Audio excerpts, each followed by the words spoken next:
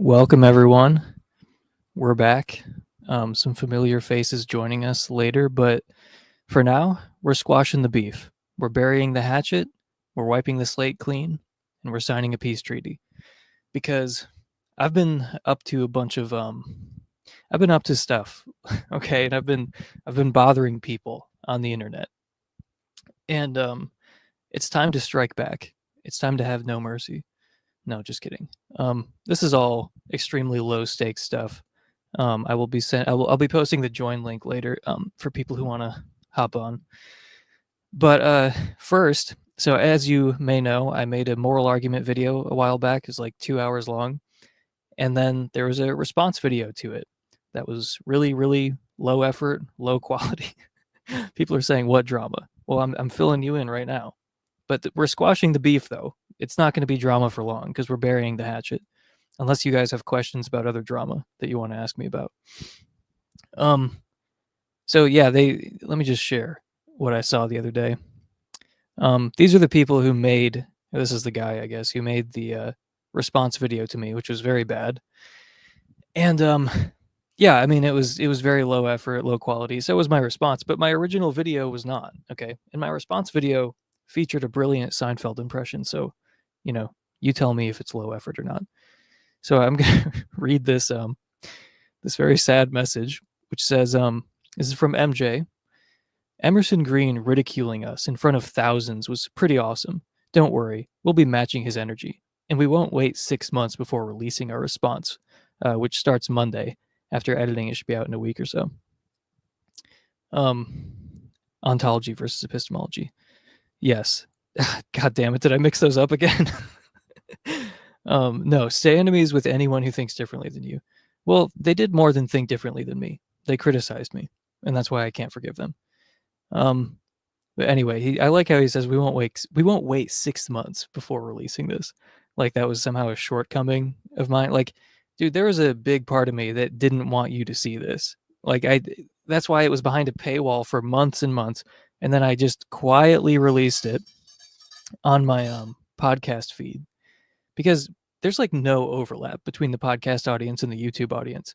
So I posted this on the podcast feed for Counter Apologetics, and it's as big as the YouTube audience, and I never heard it. I never got any blowback for it. So after a while, I posted it on YouTube. Anyway, so he continues. Oh, anyway, I waited 6 months because, like I said, I felt bad about. I knew it would like hurt his feelings. I knew it would come off as kind of mean. The only thing that ultimately caused me to release it is when I would check back and I would listen to what he said and what their video was. They just absolutely deserved it. They 100% had it coming. And that is the only reason I felt okay about doing it, even though it did feel a little mean-spirited. It's a little bit punching down. You can't deny it. Like, to paraphrase a famous tweet, it's easy to hate a big channel, but do you have the courage to hate a small channel? Anyway, continuing along. We'll go ahead and play and provide our commentary on every second of that 3.5 hour long pile of bilge. Whatever substance was there wasn't impressive at all, so it should be pretty easy. We'll explain in detail. I don't know why they're going to respond to my 3.5 hour response video as opposed to just redoing the original video, because I worked hard on that original video and then the response was pretty much just like this. You just hit record and start yapping. Yeah, just redo the original thing. He said, we're putting Schmid and Paulman on a temporary pause to fully address Green's original video as well. Okay, there we go. See, that seems like a better way to spend your time. He says we don't let him talk enough. Okay, fine. The only response videos we'll do for him is the one where you play the entire video and slog through every second with our commentary interspersed. I mean, that's what I did with you. You played a grand total of like 10 minutes of me speaking in your 2 hour video, and I played your entire piece of shit video. No problem. At that point, there should be no excuses. The moral argument will triumph in the face of his objections without a scratch. So, yeah, I mean, this is like sad on a few levels. So, I mean, first of all, I want to mention that I cut out like 45 minutes of that 3.5 hour response video. It was originally over 4 hours long. and I cut out the meanest 45 minutes, okay? Like, there is stuff, it's not even behind a paywall. No one will ever hear the full version of that episode. So you're welcome for that. But yeah, I mean, he's referring to this thing. I continually complained that he barely played any of my 2-hour video. And it's also like he didn't watch the video. It's a 2-hour response video that I'm pretty sure he did not watch in advance. Yeah, like at several points, he was just totally confused about what was happening. As I pointed out, I'm not going to rehash that whole response video here, but like, as I pointed out, some of the errors were not even philosophical. It was just like, he would say things like, he never mentions grounding in this. I mean, think about that for like 2 seconds. Is that even plausible? In this 2-hour video about the moral argument, I never mentioned grounding, but he actually says that. He's like, Emerson never mentions grounding. He's like, oh, I'm just baffled. Why didn't he mention grounding? So I just Control F'd and looked in my script, and I mentioned it 40 times. And that's not including the clips that I played of other people talking who almost certainly mentioned grounding. Like in the Joe Schmid clip, he was talking about a paper that is about moral grounding. So I'm sure there was like another 10 mentions or 20 mentions. So he says, like, you never mentioned grounding. It's mentioned probably 50 or 60 times in the video. That's not a philosophical error. That's just like, you didn't do your homework. You don't know what you're talking about. And it's really embarrassing to double down on that. Man, no one is making you double down on this. Or like at one point I'm reading William Lane Craig. I'm just like reading like a huge block quote from William Lane Craig. And he's like, oh, it sounds like he's actually trying to steel man Craig here. Like he thought it was me speaking.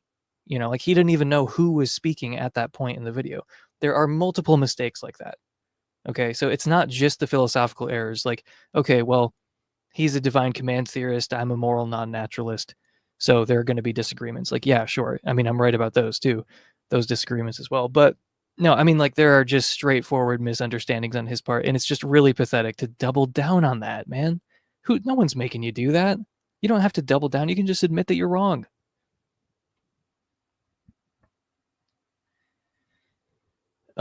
So I wanted to share something else here.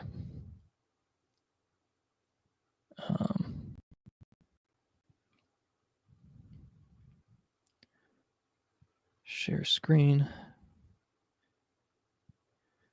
Okay, so this is his channel, and this is also kind of sad. Sorry. Once again, punching down, not feeling bad about it. I'm embracing the dark side. Yes, the flat earthers of meta ethics are at it again. So he's like, in that tweet, he said, we're taking a break from Paulman and Schmid to just like focus on Emerson Green's videos. And I'm like, oh, I bet Joe heaved a sigh of relief when he found out that they were finally going to give him some respite from the laser beam of rationality they had pointed directly at his fucking head. But I mean, like, yeah, so I guess the like 50 people who are watching these videos are going to have to wait for part 6 of Joe Schmid on the moral argument.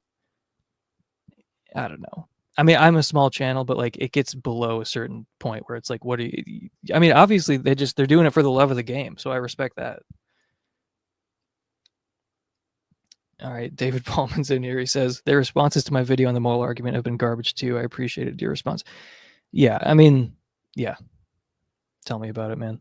I really felt, at the end of the day, I felt good about that response, even though I had a lot of hesitation about it because it's mean. It's not the kind of thing that I normally do. But like I said, how can you feel bad about it when they just so clearly deserve it? They just so clearly have it coming. I think that's all I really wanted to say about the moral argument thing. We got some more beef to squash. We got some more beef to get to, some more hatchets to bury.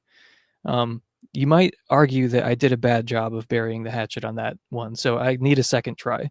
So we're going to talk about some stuff that none of you care about, which is the recent Mormonism drama that I've been semi-involved in. So I've been defending Mormonism again, as some of you may know. I have an LDS playlist that you might be interested in.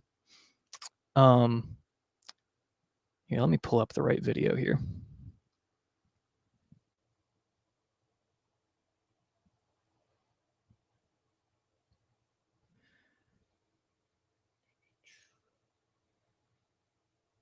Okay, here we go. I guess I'd better start at the beginning here. So these two are ex-Mormons. One of them is called Radio Free Mormon, this old fella here.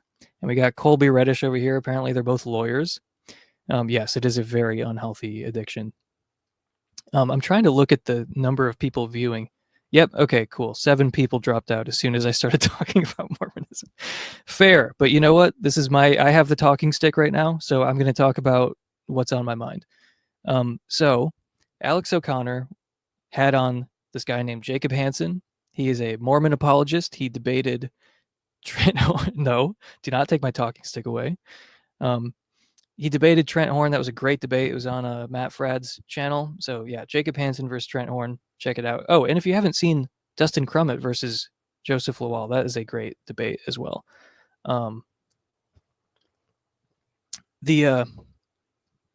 That's roughly where this started. Okay, so Alex has Jacob on, and suddenly there are Christian YouTubers who said, I will never engage with you. Suddenly Jacob is like making more and more connections. He has like a continued kind of higher profile on YouTube. And, there's one particular Christian YouTuber who said, oh, your views are just so stupid. They're below me to even talk about. I will never engage with you on this. And now apparently he's going on that channel. So anyway, more to come on that. But anyway, Jacob goes on Alex O'Connor. Ex-Mormons become very upset by this, including these two. So they release a video called Ex-Mormon, or Mormonism Makes Liars Out of All of Us. And Jacob invited me on because I'm not a Mormon, and he invited an ex-Mormon friend of his named Jared. He's also a cool guy. And the three of us just talked about their video, which was called Mormonism Makes Liars Out of All of Us, right? So we went through a few different things. They had this list of like 27 lies that Jacob told on Alex O'Connor's channel. So, that's relevant. That's something even you guys who haven't been enlightened by the truth of the Church of Jesus Christ of Latter-day Saints as I have, you would also be interested in that, right? Because there's this Mormon apologist going around telling 27 lies on Alex O'Connor's channel, and he didn't get called out on it. So we went through a few of these lies and then just reviewed their video, which was complete dog shit. Like the 27 lies are insane. Like one of the lies, I'm not kidding. You can watch the video because on my LDS playlist, you can see that me and Jacob and Jared on his channel, Thoughtful Faith, we go through a bunch of these. One of the lies that Jacob told was that they wanted the witness statements for the golden plates to be at the beginning of the Book of Mormon. That's a lie, because they wanted them at the end of the Book of Mormon. So that's like the caliber of people we're talking about right now. One of the other lies that Jacob told was, he said in the past everyone was racist. He was talking about like ancient history. And this is like a throwaway comment. He's not like reading a prepared statement or something. Alex is talking about, potential racism in not just in church history, but I think also in the Book of Mormon. And, Jacob mentioned like, well, we're talking about like 2,000, 3,000 years ago. Like at that time, everyone was racist, just moves along. And it's like just a modicum of charity. Obviously that's true. Okay. I'm sure there's one guy who's really enlightened, but even if it was only 90%, there's nothing wrong with saying like, oh yeah, in the ancient world, everyone was racist. That's a totally reasonable thing to say, but that was another one of the lies. And their justification for it really was something, these two, they said, in addition to being an argument from popularity, it's something prima facie unsustainable. It was just like so stupid. Like anyway, an argument from popularity is the exact kind of argument you should be making if your claim is this belief was popular. Okay, well then an argument from popularity is the exact kind of argument that you need to be looking for to support that claim. Like an argument from popularity is supposed to be X is popular, so X is true. Okay, but like the claim was everyone was racist. Okay, so everyone being racist is actually great evidence for the claim that everyone was racist. It's not an argument from popularity. Like you're just saying words you don't even know the meaning of. Anyway, so I'm just saying that's the caliber of people we're talking about. They're like accusing Jacob of lies when it's just like he's not lying. And also they're just misusing, they're not even correctly using informal logical fallacies. A thing that I fucking hate. They can't even get that right. Like, I was defending informal logical fallacies at one point. So I have it queued up because, you know, in case it's not obvious, this is their response to our response to their response to Alex O'Connor's interview with Jacob. So those are the levels of hell that we've entered here.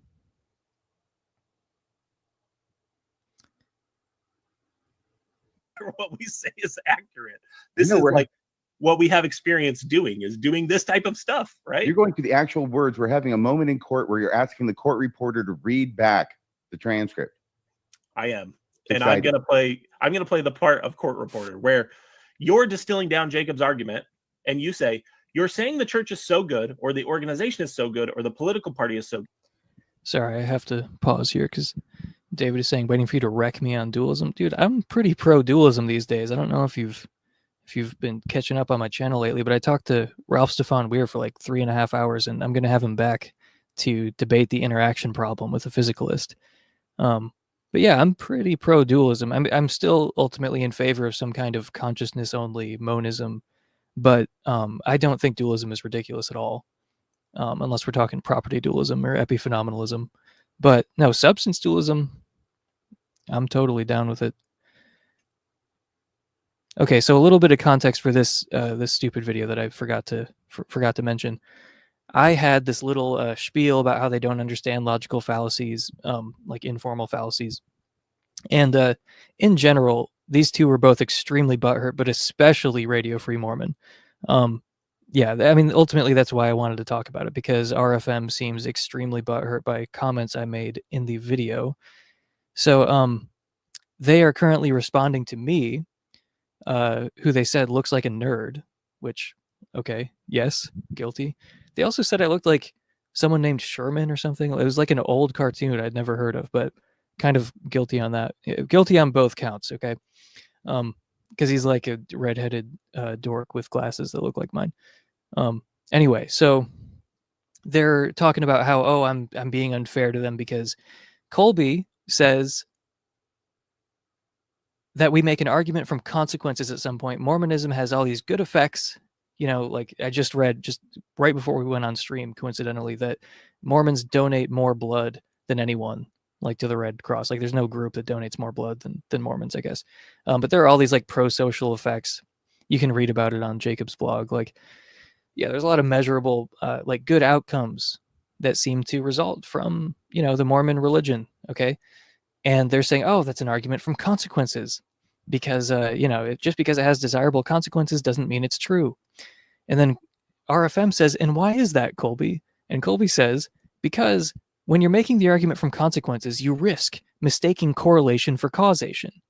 And RFM goes, very good, very, very masterful explanation there, Colby. And then they move along. So I pointed out that is not why an argument from consequences is even supposed to be fallacious. Like an argument from consequences is just like, you can't argue that something's true just because it has good consequences. Like, you know, if in the real world, or like if you believe it, it has good consequences. Like, yeah, that's supposed to be fallacious. In the examples they give, it's usually obviously fallacious. You know, this is kind of the problem with a lot of informal fallacies, is that they present ways of reasoning that pretty much no one engages in. Like they present inferences that no one would make. So like, you know, because this religion produces good effects, it must be true.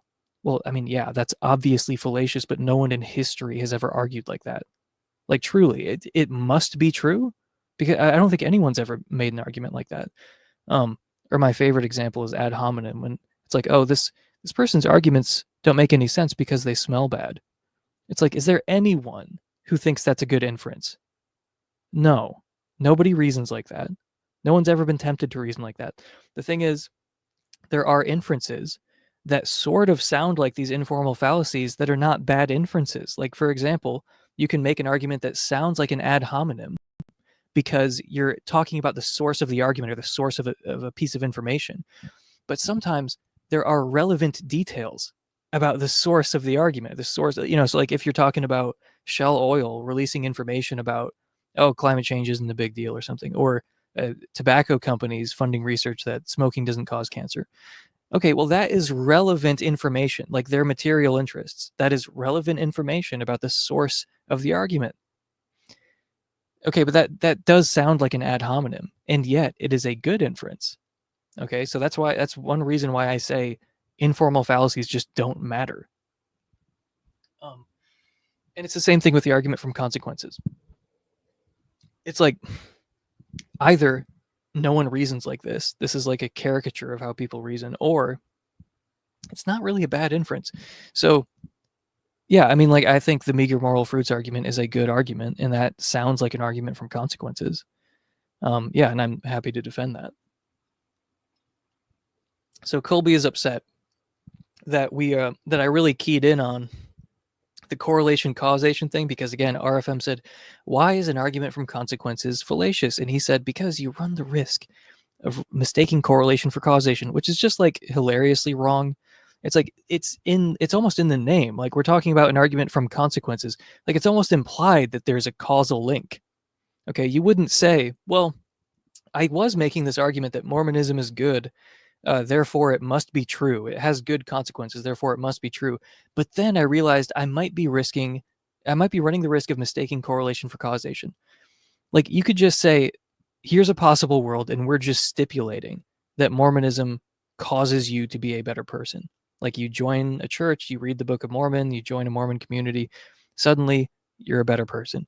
You can just stipulate in this possible world there is a causal link. Do you suddenly think that's a good argument now?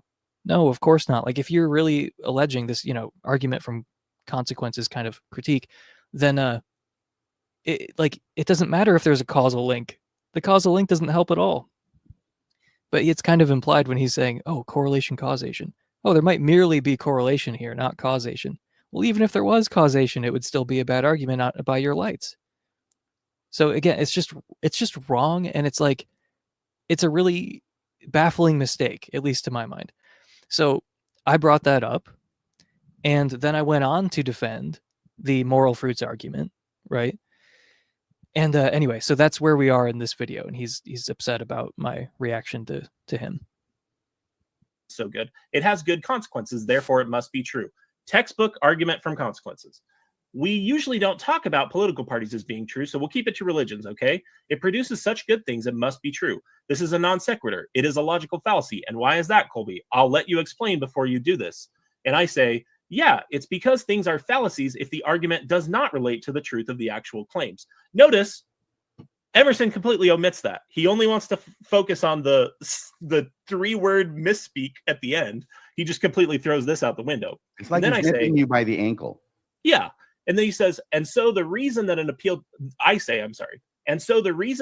to consequences can be fallacious is because if you're arguing that a worldview or a set of beliefs is true because it produces good consequences, and then this is when I drop the ball and misspeak. I say, you run the risk of mistaking causation for just correlation. What I should have said is, you're accepting something for a reason that it may not be true, just like you do when you accept causation, where you should only expect correlation. So if I had to correct it today, I would say an appeal to consequences is fallacious when someone argues that a claim must be true or false based solely on whether the consequences of believing it are desirable or undesirable. The truth of a belief is independent of whether it has good or bad effects. That's what I should have said, and I appreciate the correction. I just wish they would have been a little bit more charitable and like talked about the 2 sentences I said before the mistake that actually were correct, and talking about the appeal to consequences correctly. But it is what it is. Okay, so that's your taking the correction, saying this is what I meant, and you're correct that what I said was incorrect, and I acknowledge that, and I would have rephrased it if I'd had the chance to do so, and you're taking the opportunity now to do so. Yes. All right, are you ready to go to the next slide? Substantive. Okay, so that's a little annoying for a couple reasons. I mean, first of all, he's acting like I'm like omitting this crucial context. We did play the whole clip. I mean, if memory serves, like, I wasn't trying to just focus on this one part where he misspeaks, which, by the way, a little bit generous to yourself, don't you think? I mean, I've misspoken a lot. I might have misspoken on this stream already. Like, sometimes I say literally the opposite of what I mean. I just, like, there's one word that's misplaced or something, and then the meaning of my sentence changes. That's misspeaking, right? But like, you were pretty confident, like you thought you really had something there with the correlation causation thing. Misspeaking. Okay, you can be a little generous and self-serving if you like. But yeah, I mean, props for admitting that you're wrong. But I don't agree that we weren't playing the whole clip like to try to make you look bad or something. I feel like we did play more of the clip than you're letting on, first of all. The only part I remember not playing was Jacob like listing out all the good effects or something. I think I stopped it there. But anyway, if you thought there was something crucial being omitted, then sorry, that wasn't my intention. But as he probably doesn't know, I don't think that the fruits argument, the moral fruits argument, is like an argument from consequences fallacy. So I can see how there would be some confusion there. I think there are multiple layers to your wrongness. Okay, like I think that you don't understand why why an argument from consequences is bad. Okay, that was one layer. Oh, but you just misspoke, I guess. And then I don't think the argument from consequences is actually fallacious in this context. Okay, just like I don't think an ad hominem is fallacious in every context. By the way, correcting the record here, David addressed that to Kevin. Okay, cool. The dualism comment. So, yeah, like I said, I think there are sort of multiple layers to your wrongness about this issue. But yeah, I'm happy to defend the moral fruits argument anytime. But there's one other element of your wrongness that I thought was worth mentioning, which is in the original clip of Alex and Jacob talking, Jacob explicitly says, if you're like one of these Jordan Peterson types who's like, oh, you know, it's useful, like, oh, Darwinian truth, pragmatic truth, you know, whatever. Well, then you should really be interested in Mormonism because it has, you know, some pretty fascinating effects on the people who joined the church. So, I mean, there's all this measurable, like, sociological data that you can point to. And if he said, if you're one of these like Peterson types, then you should be pretty interested in Mormonism. So that seems totally appropriate for the context. It's not like a fallacious argument from consequences. It's just like, hey, if you're one of these like pragmatism guys or whatever, like quasi-pragmatism guys like Peterson, then you should be uniquely interested in Mormonism. That's what Jacob said in the video with Alex. Okay, so that's not even an argument from consequences. So you don't understand, or you know, it seemed like you didn't understand why an argument from consequences is even supposed to be bad in the first place. And this isn't an argument from consequences. It's like, you know, we're operating in kind of like the pragmatist sandbox, like if we're just going off of what Jacob was saying. And thirdly, this is a third and final layer of wrongness, I guess, is that I would defend the moral fruits argument because I don't think that the way that a religion affects your life is irrelevant to whether or not it's true. Just because the consequences, like the measurable effects, happen to be good, that doesn't mean it's like fallacious to take them into account. Like, you know, I mean, this is kind of a silly example, but like I think that aspirin makes headaches go away. So I've got this hypothesis: aspirin makes headaches go away, and then I take an aspirin and my headache goes away. I say, oh, that's some evidence, you know, that aspirin makes headaches go away. And it's like, oh, that's a fallacious argument from consequences, you see, because that's a good consequence, you know, making the headache go away. So that can't be evidence for the hypothesis. Okay, that would obviously be dumb. But I'm saying there's something kind of similar happening with the critics of the moral fruits argument, where it's like this religion is making claims about itself. Like you can look at the scripture, you can look at the religious authorities, and they make claims about what the true adherents are going to look like. This is what Jesus says about his followers. And I think Jesus is an authority on Christianity, where he's like, oh, you know, my real followers, they're going to bear good fruit. Okay, so are you going to be like, actually, Jesus, that's a fallacious argument from consequences? Like, no, Jesus is an authority on Christianity. I think he gets to make the rules there. And he says that you'll know them by their fruits. So this is what Christians are telling me about Christianity. And then I want to use the moral fruits of Christianity as evidence one way or the other. Okay. And I'm not talking about like, oh, here's a Christian murderer. So I guess, you know, Christianity is not true. No, but I mean, it's a part of the Christian religion that you're not supposed to murder. But if the religion itself is an obstacle to being a good person, like if the religion itself is an obstacle and not an aid to the pursuit of the good, then that seems like some pretty serious evidence against the religion, at least by my lights. And I think Joe Schmid made this point in one of those videos. It's like a series on like mistakes that people make when talking about philosophy of religion. And yeah, I mean, this comes down to just like a basic point about, Bayesianism, basically, where it's like, if this is going to be evidence for H1 over H2, then the negation of that is going to be evidence for H2 over H1. I can link that below after this ends if you're interested in that, but it's literally like 2 minutes. It's not even complicated.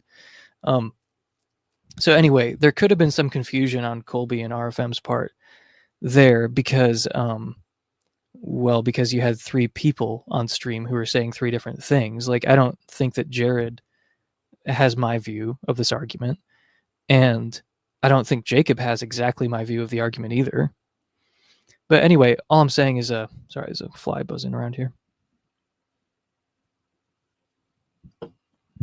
Anyway, all I'm saying is that the moral fruits of a religion are not evidentially neutral. That would actually be really weird if we just didn't take that into account at all. Man, this fly really wants to be on stream right now. I think it's a mosquito, actually. But I'm very easily distracted. I'm sorry.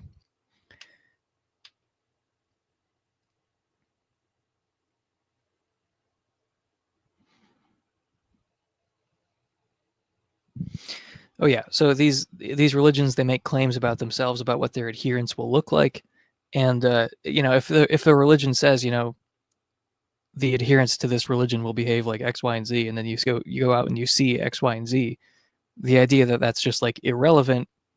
I mean, why should it be treated differently than any other theory? Like, if you have any theory that says, it's a prediction of this theory that you'll see A, B, and C, and then you go out and you see A, B, and C, I mean, that counts for something, right? I mean, just because it's a good consequence, why would that rule it out from consideration? But yeah, I mean, you just think, like, what if Christians actually were like uniquely different? What if they were a peculiar people? And yeah, they were just noticeably different. Like, that would be some evidence for Christianity, right? Like, if you could just see the fruits of Christianity in the lives of the devoted followers of Christ. But I'm just saying that hasn't been my experience. I mean, I love many Christians in my life, but they're not like easily distinguished from non-Christians.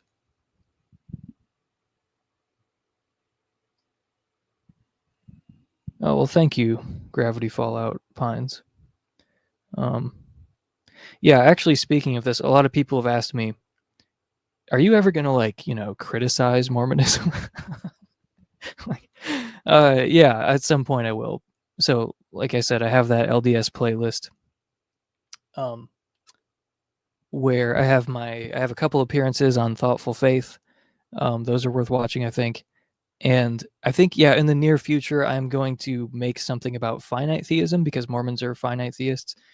And that will kind of be like a proxy critique of Mormonism. So yeah, more than one person has asked, like, do you ever plan on saying anything critical of Mormonism at some point?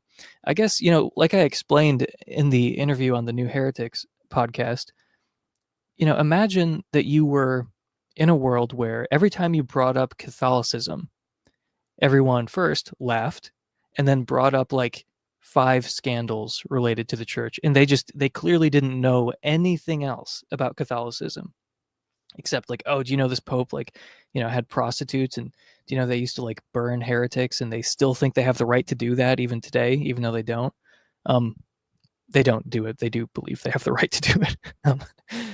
But you just list off like 5 things that make Catholicism look bad, like the pedophilia scandal, burning heretics, just some papal scandal or whatever.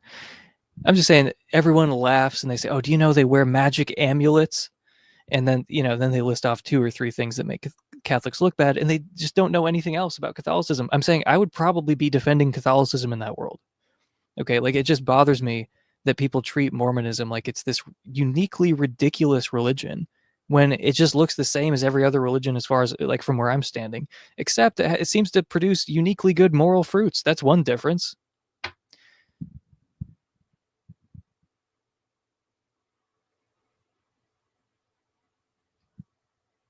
Yeah, many Christians are distinguishable, but in the negative. That's true. Like, like if you're talking about a different subject, like intellectual fruits, if you're talking to someone who thinks the earth is like 5,000 or 6,000 years old, you don't have to guess what religion they belong to. Yeah, or if you find someone who's like psychotically opposed to having the same laws for gay people and straight people, again, you already know they're religious, but you know, it's a safe bet they're Christian.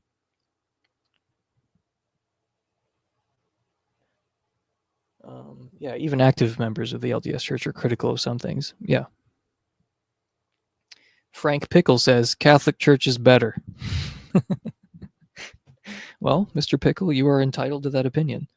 And I hope that John Buck, who insulted me earlier, I hope he'll be gracing us with his presence later.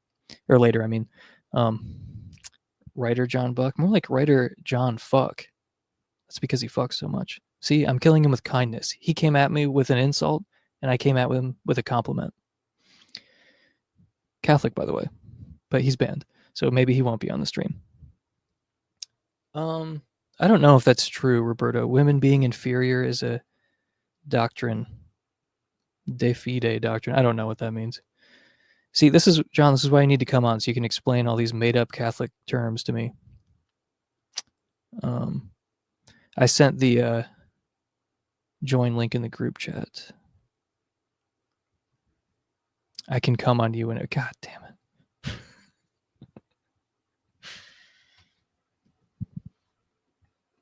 Oh, just with aesthetics, yeah.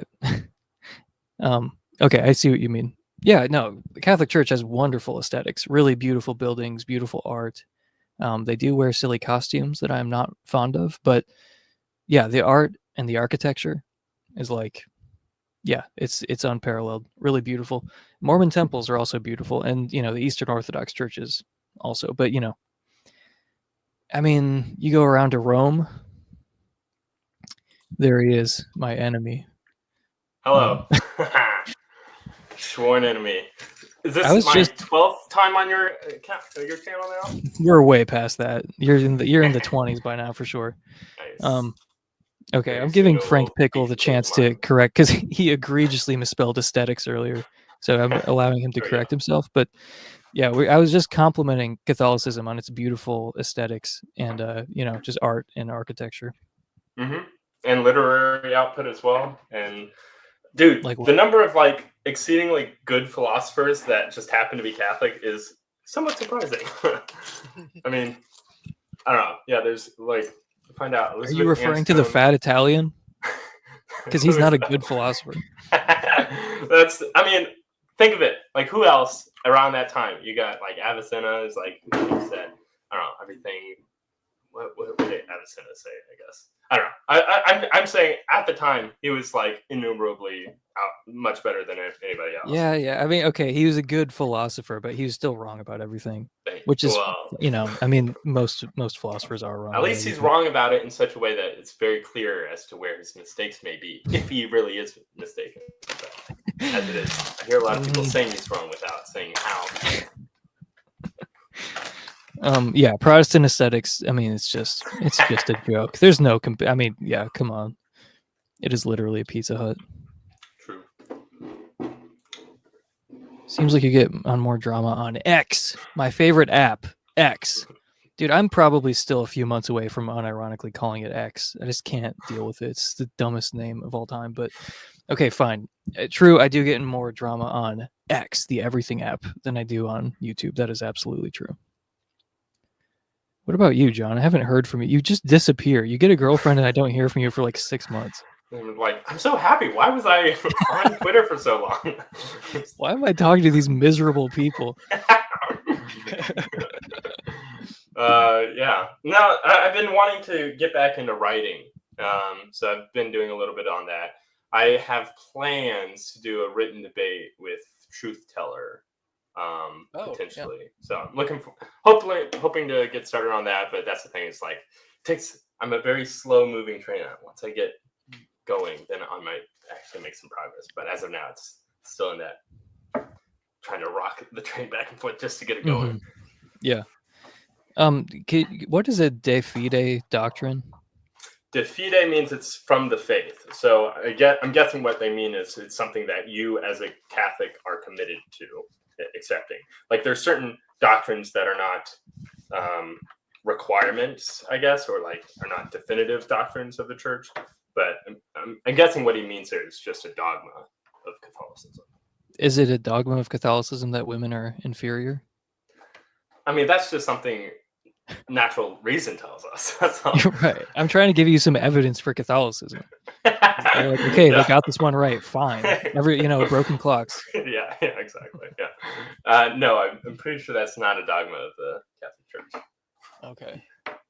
In fact, Well, you've been widely- debunked, Roberto. Yeah. I mean, I think it's a sort of like natural teaching of the church. Like, it's not something like officially taught, but it's still prevalent within the church that Mary is the greatest of all creation.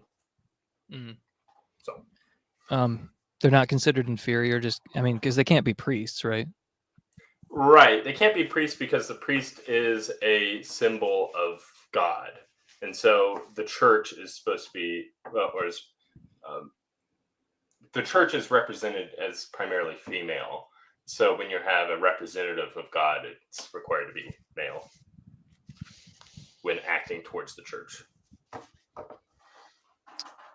I'll allow it. That doesn't make any sense, but I'm like, okay, fine, whatever. But I did want to. Oh, actually, I'm glad you're here because I was just listening to Dustin Crummett talk about do you remember this hot takes thing from like a couple years ago? Yes. Yeah. And then he had like, oh yeah, Catholicism is like, basically Provably falsified. false. Yeah. And then, it's a hot take. It's not like how he would put it if he were writing something. But then he went on Cameron's channel to try to defend it. And I just re-listened to that. Just the first like 20 or 30 minutes of it. I was curious because I was thinking like, I bet John has like answers to all these, like he at least has something to say. Like there's no way you haven't like heard of this or like thought about it. So do you want to go through a couple of those? Yeah, I'd love to actually. I know I'm putting you on the spot here. I did not tell you that I was thinking. I mean, if it's something I'm like, yeah, I don't know. But as I recall, some of it was just like, hey, the church taught this at some point in time, and then they taught the opposite. And it was like, well, okay, it was like some people within the church at this point in time, and then this point was when it was definitive. And so it's like, okay, one of those has a sort of magisterial authority, and the other one doesn't. So it's not really that much of a clash. But that was just something I recall. So it might not be. Let me ask the one that I was just thinking about. So there's Catholics used to like burn heretics, and they didn't really go back on that, like saying like, whoops, they didn't really take it back. They were like, no, we were right to do that. There's a big complicated process, so it's fine, and then we could still do that if we wanted to, but we have the right to do it, but we don't. So I don't think that it was right that they burned heretics. So that seems like a claim they made that is definitely false. Like I don't think it was good. I don't think they had the right to do it. I certainly don't think they have the right to do it now. And it just seems like kind of convenient in a certain. It's not like it seems kind of convenient to be like, well, we could, but we just choose not to. It's like, why not? If you actually don't think there's anything wrong with it, then why the sudden stop? Yeah, I guess one thing to consider is whether or not this teaching or this teaching from the church, whether or not it's a matter of faith and morals, or if it's a prudential judgment from the church. Like if the church was to say like, we need to do something about climate change, that's going to be a prudential judgment of the church, and it's not something that the Pope is like infallibly protected from error on speaking about. And so similarly, if they were going to say something like, look, it's okay for the state to like burn heretics, like that's perfectly within the state's rights. And that's also going to be a prudential judgment between like, okay, here's what we have a political opinion about something, but the church isn't like protected from error on all political judgments. That's not something that Christ established a magisterium for. But yeah, maybe if you wanted to say that this is actually a matter of faith and morals, then yeah, maybe there's going to be a consideration there that might be needed to be defended. But I don't know, I'd have to see what the statement is, whether or not it really qualifies as a matter of faith and morals, or if it's just like a prudential judgment regarding how a political state can act. Yeah, I don't know. I mean, the way that he phrased it, it did sound like he was saying, no, that we have the right to do this, and we were not like wrong in what we did. And I'm saying that's the claim that I'm like, that's not true. So that doesn't seem. And probably like any Christian is going to have to be faced with that, because like within like the book of Leviticus, it talks about how there's all these ways in which, a blasphemer can be stoned. And so if you think that, the Israelites had the right to do that at that point in time, then maybe you could say, then you're going to be in a similar pickle as Yeah. And I think Dustin brought that up too, where he was like, this is what I already do, like what Randall Rouser does with certain parts of the Bible. Like I think Origen did something like this as well, where it's like, oh no, there wasn't like a literal genocide or whatever. These are like allegories, or like, we're misinterpreting something at some point. Yeah. Are you hacking into the mainframe? I am. Yeah. I have a very loud keyboard. So sorry. I remember. So I haven't seen that debate, or not debate, but that video from. Yeah, there's one thing we haven't considered this. God has giant penis. Women have no penis. That's Is that the natural law theory justification? That's the natural law theory for why women are not allowed into the priesthood. Yes. Yeah. I think Ed Fazer said that. Well, that, and also the fact of their periods. They wouldn't be able to. Moving along. Okay. Yeah, you don't exactly. It has to be. Oh wait, is this what you were saying about it has to be a male representative because the church is female? Otherwise, it would be gay. Well, I was talking about the church, not in terms of the buildings, but in terms of like the people. Right. Well, you don't want to be gay with the people either. True. Okay. Yeah. Well, apparently, I mean, you say based comment. I believe you. I agree with Dustin, but somehow this didn't stop Cameron from becoming Catholic. Which I don't know. Does Cameron have responses to all those things? He brought someone else on to talk about it, but yeah, Michael Lofton had a response on, I believe it was Catholic Christianity. Going over all of those points that he made, and that was one of the main things he talked about was the burning of heretics. Right. Okay. Someone has a challenge for you. Like, just straight. Do you think it's wrong to burn people alive? So, come on, man. That's an easy one. To burn people alive. Yeah, that's probably in less best way to kill someone. Like, in my opinion, if you are going to like kill somebody as a sort of punishment, state punishment, I would say bullet to the back of the head is like the best way to go about it. It's like no muss, no fuss. You don't make a show of it with like a guillotine. You don't like force them to like electrocution and the horrors of that. But besides that, I'm also not in favor of the death penalty. In line, right. I'm a true Vatican II patriot over here. So everyone be nice to John. He didn't know I was going to do this. I'm just bombarding him with like anti-Catholic propaganda. After I've had 2 ciders. But yeah, it's like the. I mean, do you think it's wrong? Okay, so the execution method, that's no good. But I mean, didn't the church say that it was fine that they did that? I mean, but even that aside, like just setting aside the burning people thing, it's like, do you think people should be killed under any circumstances for like theological infractions? I mean, that's something that seems like that would keep me from being Catholic, because that's something Catholics love to do and they don't seem to admit wrongdoing for it. And they say they still have the right to do it. And I'm like, I that just seems wrong. Like that seems like a straightforwardly false claim you're making. Yeah, I think that's probably right. That even if we were in a political society that didn't have a separation between church and state, where the governing body was also the religious body, whether or not blasphemy would be a capital punishment, or would require a capital punishment. And I don't think that's probably the best way to go about it. Now, if it was the case that for some reason you were in a situation where like the society was resting upon their belief in God, and then there was somebody that could not be some atheist like Emerson Green that was out there spreading untruths to the people and causing people to be like, well, if there's no God, why am I not just raping and killing everyone I interact with? Then it's like, okay, we should at least lock up this Emerson guy until we figure things out.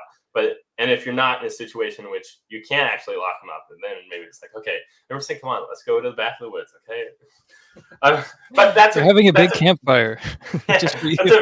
That's a very far-flung sort of society than what we actually live in, and probably have ever actually lived in. It's probably always been the case that heretics could have been dealt with via non-violent means. So yeah, anytime the church was going to or has acted violently against them, probably they were doing it incorrectly. There was much better things that they should have preferred doing instead. And I think that's also kind of the case with capital punishment. Like, I think while there may have been instances in history where it was justifiable for the state to kill criminals, in most cases now, or yeah, probably all cases now, that it's not justifiable. So we shouldn't do that. At least all cases within like modern Western societies. There's like some tribe somewhere in Africa where it's like this is just the best way for them to deal with their criminals. Right. Well, I mean, the one thing you forgot to account for is if it's for eternity, it's okay to. Oh, okay, yeah. That's what the church was meaning. Yes. Yeah. I mean, do you find any of the church's treatment of heretics troubling? And it's not like they ever said sorry about that. Like, whoops, we shouldn't have done that. Like, the church, as far as I know, has never said that.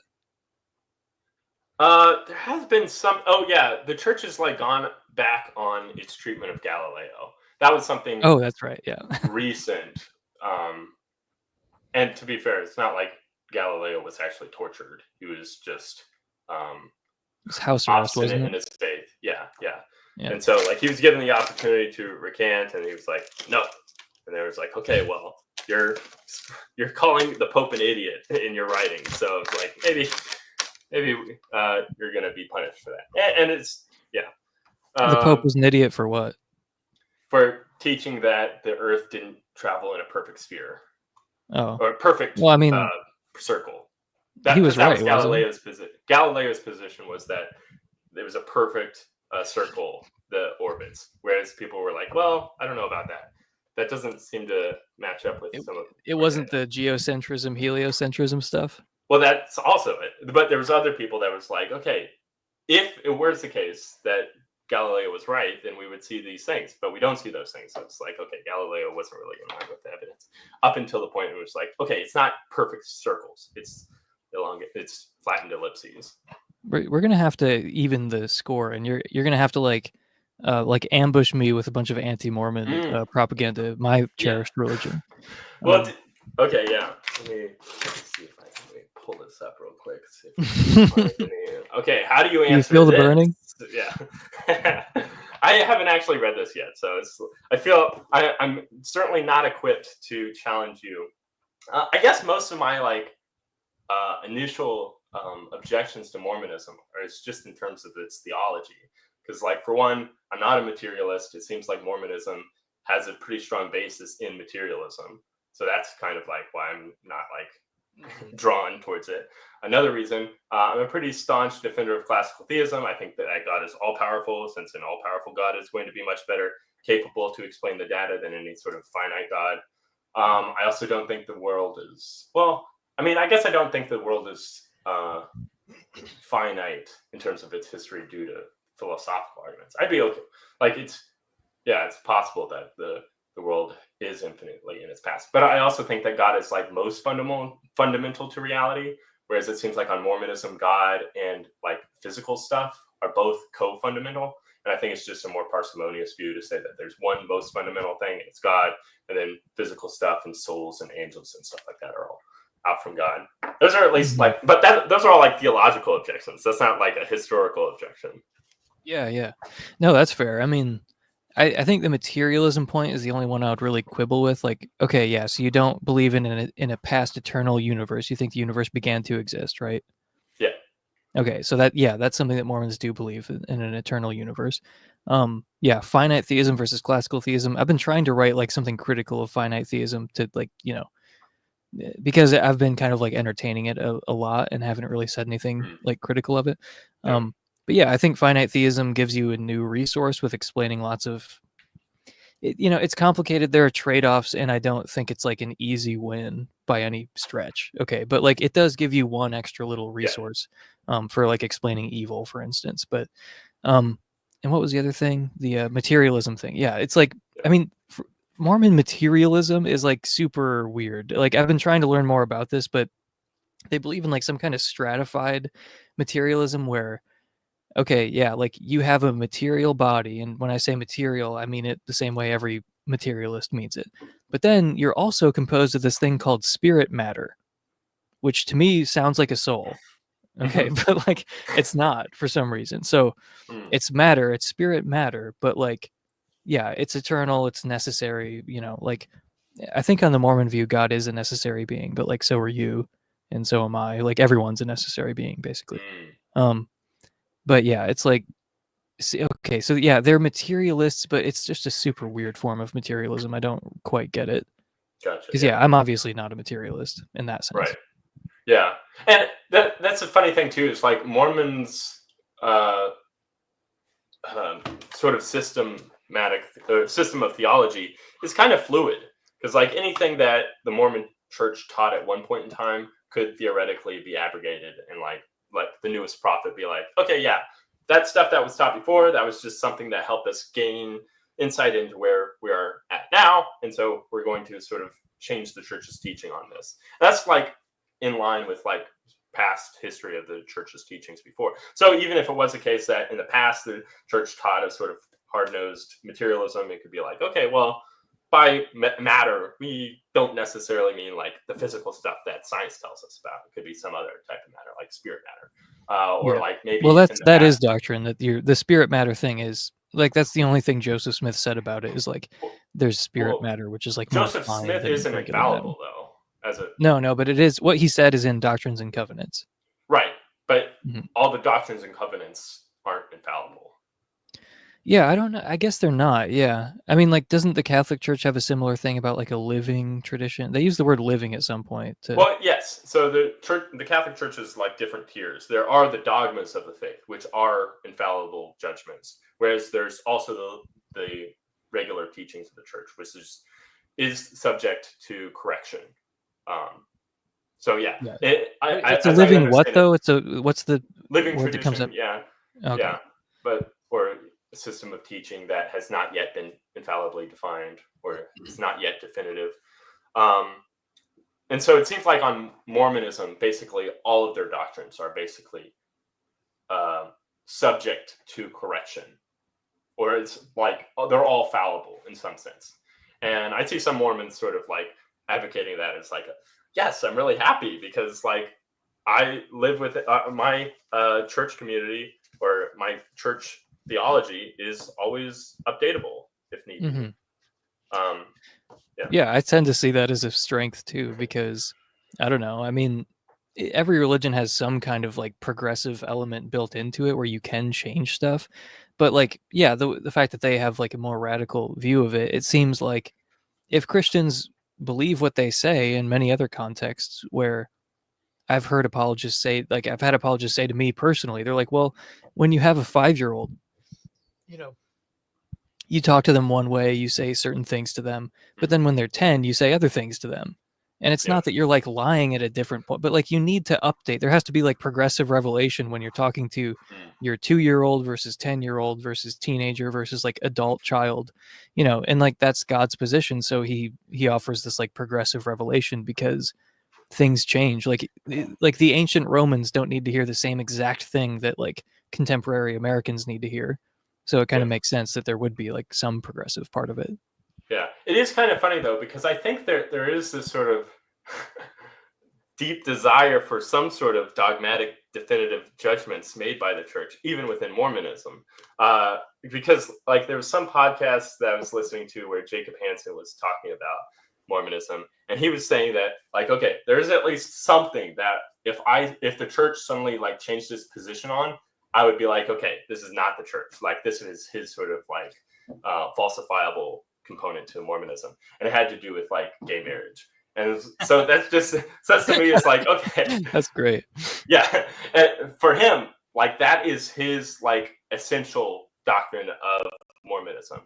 So he thinks that if the Mormon church like went back on that, then the church isn't valid. But that seems to fly in the face of the idea that all of the church doctrines are fallible, because that would be one of its teachings that should be fallible just as well. So like, seems like he wants there to be a sort of infallible judgment, but his church ecclesiology doesn't allow for it.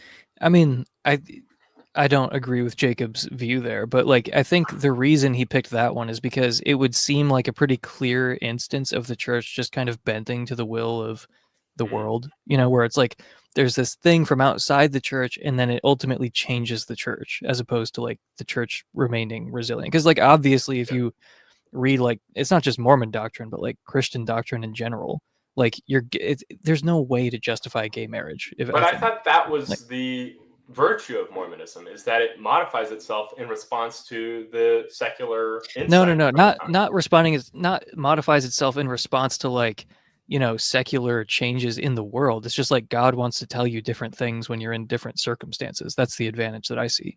But I think that Jacob is drawing the line with gay marriage stuff because it would seem too obvious of an example of like change coming from outside in a secular context, and then that like ends up influencing what the prophet says, and it's like with polygamy, maybe.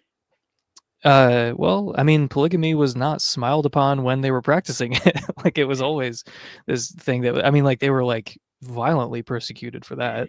Okay. And plus their rationale for it does kind of make sense, where it's like, well, you see polygamy in the Bible under certain circumstances, and we're in those circumstances now, and we won't always be, but we are right now. And it kind of worked. I mean, Salt Lake City is a great city, and Mormonism is a very strong religion. I mean, they were kind of right. Like it kind of worked, you know?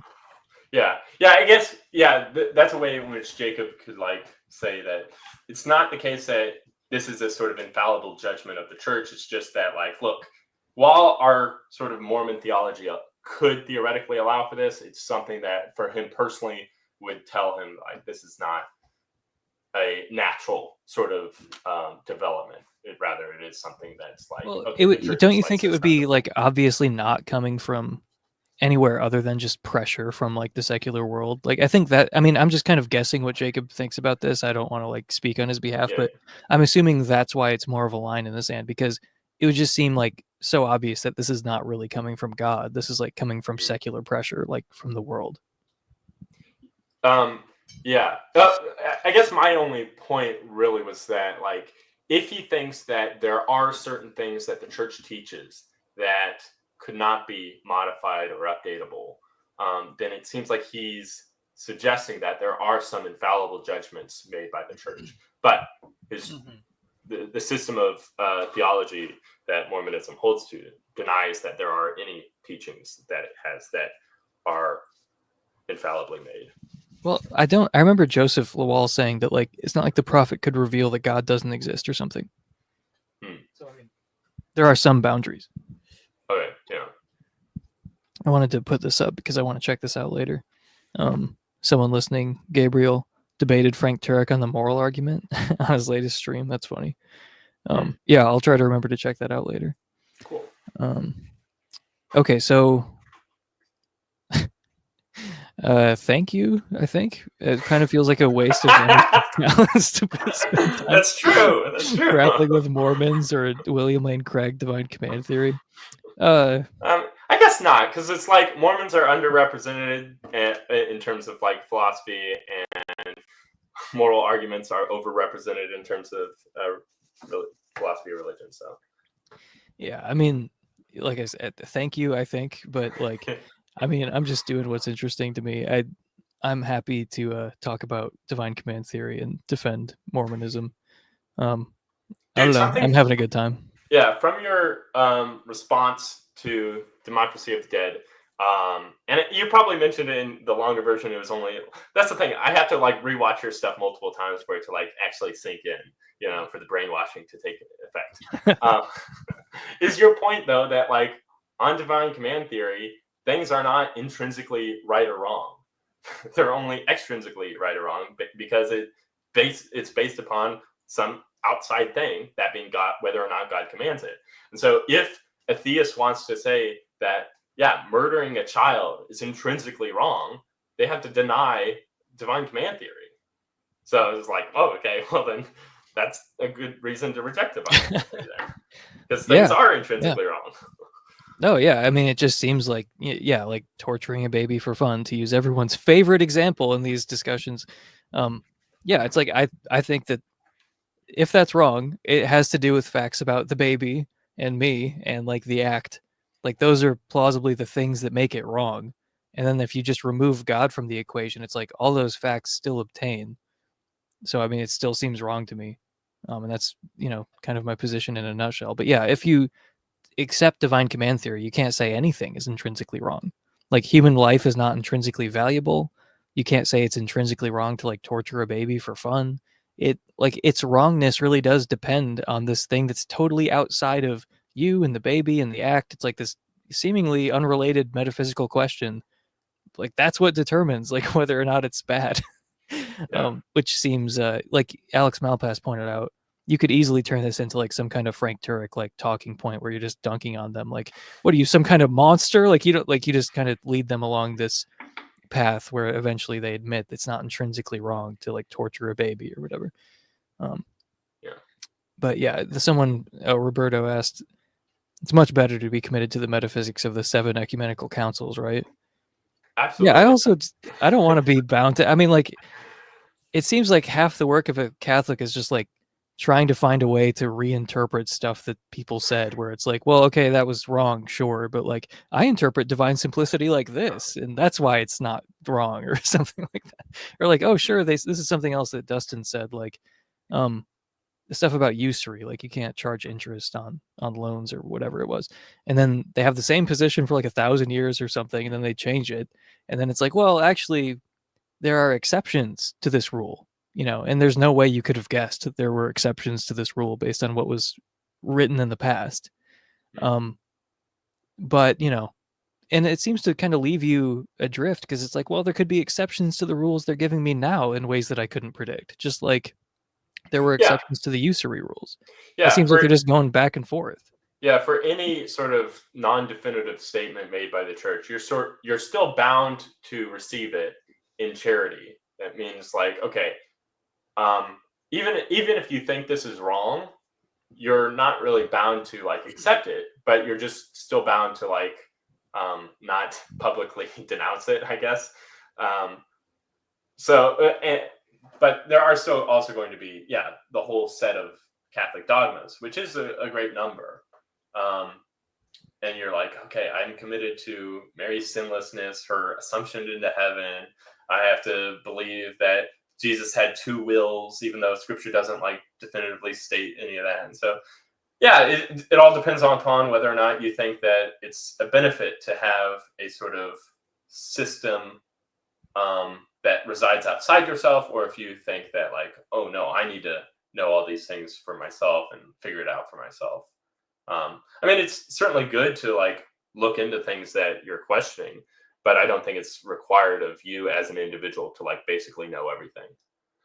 Just the fact that it's like, okay, the church has reasoned this out, and they realize that it's not in line with church teaching, or it is in line with church teaching. So no, I would definitely want to be a part of some kind of tradition, just to offer some framework, not necessarily to like tell me what to think, but just people who have thought a lot about this sort of thing, like people who have thought hard about these issues.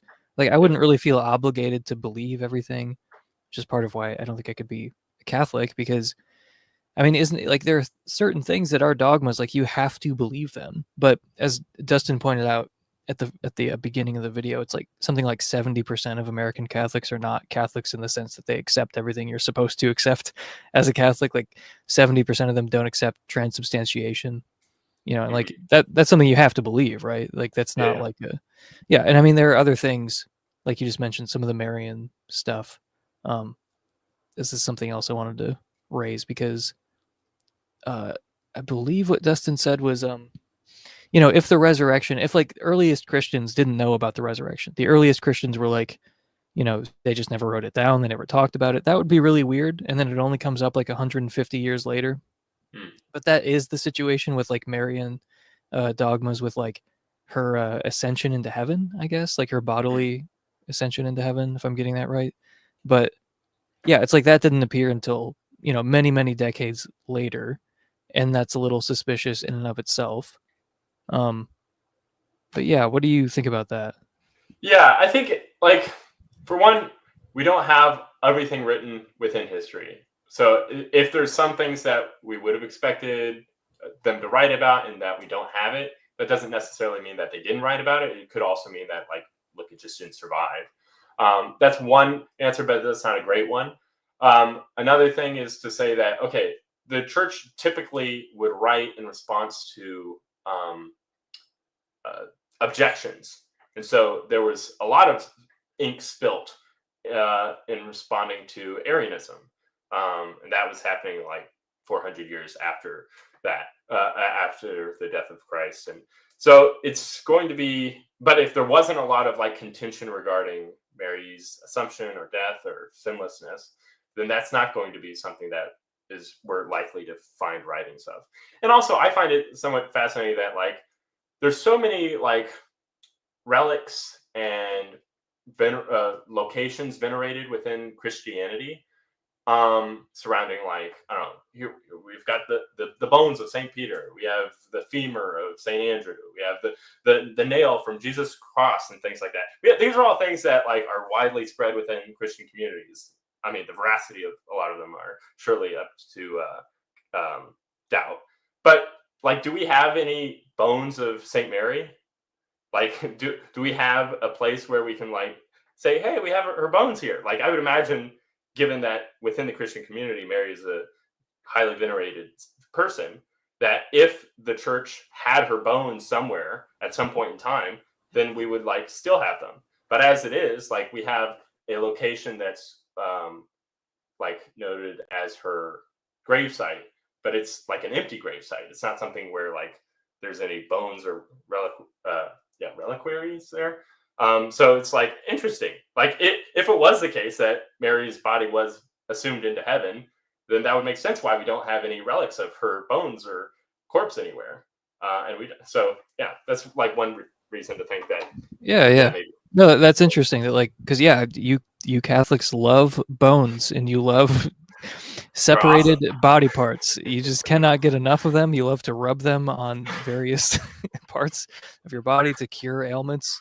But yeah, it's like it is kind of interesting. There, you have nothing like that for Mary. But but with the gravesite thing and with, like, the bone, like, do we have bones and or like a gravesite for all the apostles? Like, surely some of those we don't know where they are or how they died even. I mean, I think we have a few of them, but that's the thing, is, like, even if we can't verify all of them, the mere fact that, like, there's a lot that are still put forward as, like, oh, this is, like, 400 years after the fact. It's like, here's the tomb of Saint Bartholomew or something like that. It's like, okay, this at least tells us that they thought that Saint Bartholomew died bodily. So, like, even if we think that, oh, they probably made this up for, like, tourists, then it's like, okay, why didn't they make up the tomb of Saint Mary for tourists? Well, isn't it because it would contradict church doctrine? Well, then that tells us that this is a very early belief. Well, no, I mean, because some of the stuff came later, right? Like the. Yeah. Do you know when the Assumption of Mary was, like, defined within Catholic dogma? No. It was, like, 1960. Oh, really? Oh, I thought it was like it was more. I mean, for some reason, Dustin picked out 150 years as, like, a significant date where some of the stuff starts to crop up. I mean, that's still. I mean, 150 years in a society that doesn't make many, like, changes. Like, things don't move very quickly back then. Like, we live in an information age. It's a long time, though, man. That's a long time. Like, if that were the resurrection, that would pretty much just destroy the case for the resurrection. Like, if no one thought Jesus was resurrected until 150 years after he died. It's not that nobody thought it; it's that nobody wrote it down for 150 years. Like, if there were like oral traditions of the. I mean, a lot of the stuff we have wasn't written until later, but it's like there's good reason to think these were, like, oral traditions, like things that Christians believed, at least, even though they weren't written down. But there doesn't seem to be anything like that with Mary. Sorry, I like opened up the wrong tab and now I'm looking at your stream, and so it's thrown off. And like, let me exit this. Too many of us. Yeah, it's like, okay. Yeah, I mean, like, it is later than like theology surrounding like Jesus, but I can still hear you, by the way. Go ahead, keep talking. Yeah, I know. Okay, I found the tab again. Wait, you turned off your video? Okay, that's why you said you can still hear me. Yeah, so it is later than, I mean, we would like, I suppose, if we're wanting to sort of prove this from history, but just because like we don't have something when we would like it doesn't mean that it's false. I think there can be, I think part of the reason to think that it did happen is just because, look, you can't just make up a whole bunch of like pretty far-flung doctrines and in a community and then have them like in an already existing community and then have them like readily accept it. Like it would only be the case that like the sinlessness of Mary was something that was widely accepted within the church was because like that was already something that like, yeah, we think this, or we're disposed to agree with this opinion. But like, why would they have that sort of like, why would they be disposed in that way to have that opinion unless it was already sort of like carried on through like oral tradition? There's something else I wanted to ask you about. I mean, related to the Mary stuff specifically. Oh yeah, the perpetual virginity stuff. Because that's like a unique Catholic doctrine. Or wait, no, actually I want to ask you first about something. We can come back to that, but Okay. Something that Dustin said that I thought was compelling about the the famous like, Peter is the rock kind of verse. Mm-hmm. He pointed out that like, okay, and I hadn't noticed this somehow, but like that story is in all four gospels, but not the part with the rock. So like, because at first I thought, okay, well, like the rock thing is only, I mean, yeah, it's kind of ambiguous, but I think the Catholic interpretation is like a reasonable interpretation, like he's the torchbearer or whatever.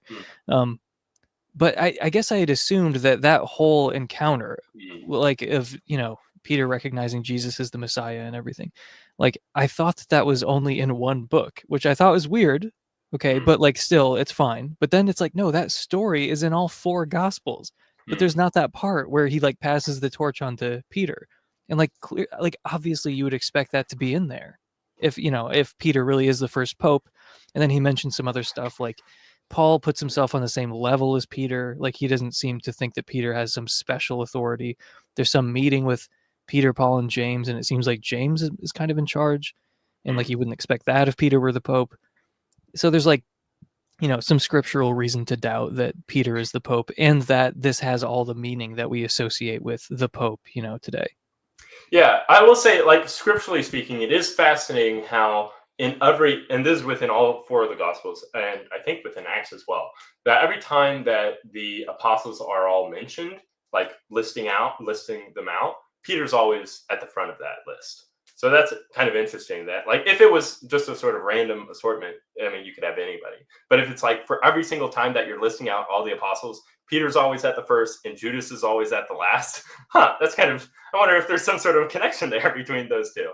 Also, I'm not like the reason I'd imagine that Matthew includes that part about like, you are Peter, and on this rock I shall build my church, and the gates of Hades shall not prevail against you.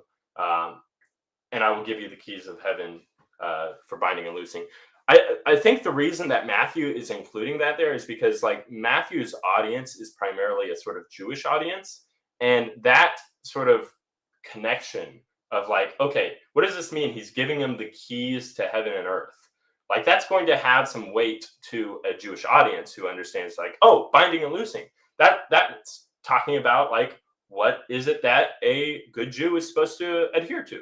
What is it that is okay for a Jew to like? Is this kosher? Is this not kosher? That sort of thing. Kosher in this sort of like informal sense. But like for a non-Jewish audience, the connection to the Eliakim with I don't know if you've heard it at all. That's part of what made Cameron convert to Catholicism was the Eliakim argument. That's not going to be really relevant or give any sort of insight to a non-Jewish audience. So it seems to me that like that would be why Matthew would include it, and the others would feel free to like, okay, this isn't really necessary. There are other instances like in the other Gospels where Peter is sort of singled out, like at the end of the Gospel of John. Jesus tells Peter, like, or asks him, do you love me? Do you love me? Do you love me? Then feed my sheep, feed my sheep, feed my sheep. And so that seems like, okay, well, what does it mean to be a pope? It's like to be a shepherd of the flock of the body of Christ. It's like, okay, well, there's a sort of connection there. And then, yeah, there's two other things and then I got too caught up on this in terms of pope. Oh, yeah. Okay, so yeah. I think that Paul's statement about rebuking Peter to his face only really makes sense if Peter had some sort of position of authority. Because like Paul is talking about, like, look, I don't care about the like high status of men. I don't give a shit about that. Like, in fact, I went up against Peter. So what does that tell us to the reader? It means that Peter is recognized that he had a high status, you know, as a high status. Yeah, and yeah, Paul went up against him. And it wasn't the case that like Paul was like denying the teachings of Peter. He was just rebuking Peter for being hypocritical. Like Peter held to a belief, was publicly advocating it, and then secretly he was kind of like feeling pressured by the outside, like being part of the Jewish community. And so Paul was like, "Hey, don't do that." And so that's a sense in which, like, as a pope, like it's perfectly fine to be corrected in terms of your actions. Like that's not something that goes against our Catholic opinions to like, oh my gosh, the Pope can be corrected in terms. The Pope isn't as pure as the driven snow. Oh my goodness, that's crazy. Look, man, I'm not as pure as the driven snow. Exactly. And who is? You know, who is? Certainly not. Who Pope amongst us hasn't? I'm not going to finish that sentence. You know, if we're really going to talk about squashing the beef and YouTube drama, we should talk about Doughboy. Yeah,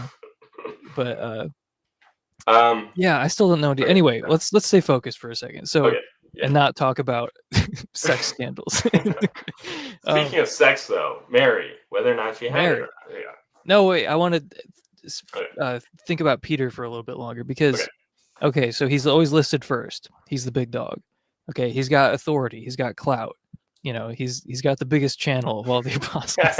So he's like, yeah, I mean, like, I don't think that any of that's like, not that you're presenting it as definitive, but I don't think any of that stuff is like definitive because to me, like the crucial claim, which I didn't know, is that it's apparently the Catholic view that like the Pope has always existed like in the form of the current Pope. Like it's always had the same authority, like the office of the papacy or whatever.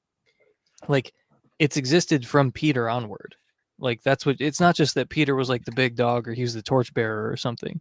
Like all of our associations of like the modern office of the Pope, like that existed from Peter onward. And that doesn't seem true. It seems like the office kind of like developed, you know, like there's this clear historical development of what it even means to be the Pope. And it seems like that's denied by church dogma, but it also seems like pretty unambiguously true if you look at like church historians. I think Dustin named like Raymond Brown, maybe was his name. He was like a, you know, church historian, I guess, who's like well respected. But I think that was the point that Dustin was driving at. Yeah, I think what would need to be like, it's part of church teaching that the Pope, there's been a papal line of succession since the beginning, since Peter. What I think is acceptable for a Catholic to hold to is that there's been a development in understanding regarding the limits and I don't know, the opposite of limits, the scope of the Pope's authority, because that is like the case that we've had councils where we like, okay, so is the Pope infallible when they talk about this? It's like, no. Is the Pope impeccable? Like, is it the case that they can never sin? It's like, okay, the Church Council says no. It's like, so I think there are ways in which our understanding of the papal office can develop and has developed, which is acceptable. Whereas we still want to say that, like, no, there has been this line of popes since the beginning, and it just may be the case that those popes didn't realize the full scope of their powers and authority over the course of history, which makes sense to me. Because it's like the church doesn't really make judgments on things that aren't controversial. Like, it's when there's some sort of controversy surrounding some position that the church is like, okay, we need to step in and define this. But so prior to that, the church was perfectly happy with there being some sort of pope, without really knowing, like, okay, does this mean that he can like have an ecumenical council like hosted entirely by himself? Like, that really wasn't a question that they had at that point in time, and it wasn't until like that was something worth asking that the church has defined whether or not he can do that. Okay.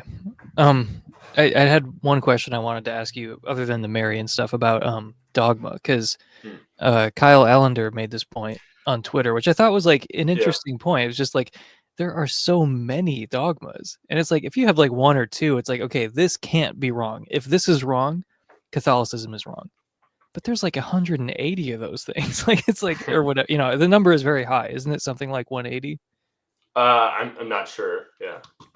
Oh wow, fake Catholic exposed. But no, I mean, it's something like that. I think it's less than 200, but it's more than 100, and that's just like, I mean, all of those things have to be right, you know, for Catholicism to be true. And that's like, I mean, I couldn't come up with a list of 100 things that I thought were infallible. You know, like, it would be like, you know, there's a couple of things that you can't really doubt, maybe, and some philosophers have tried, you know, but like, infallible, man, like, that's just too high of a bar. And like I said, there are so many infallible dogmas, and all it takes is just one of those things to be wrong for the whole thing to fall apart. It just seems like it's like a faith that's like uniquely vulnerable to a refutation. If you have, it's like you put out a list of like all these things that have to be true in order for our religion to be true, and they're all totally infallible, by the way. It's like, man, that's, I don't know, that's like, that makes me uncomfortable like right away, because there's, I mean, how could you have a list that's that long of things that are infallible? Like, I mean, it seems like it's so unjustifiable. Like, I don't understand how you could really be confident that, like, yeah, 180 propositions, I'm like sure that these are all true.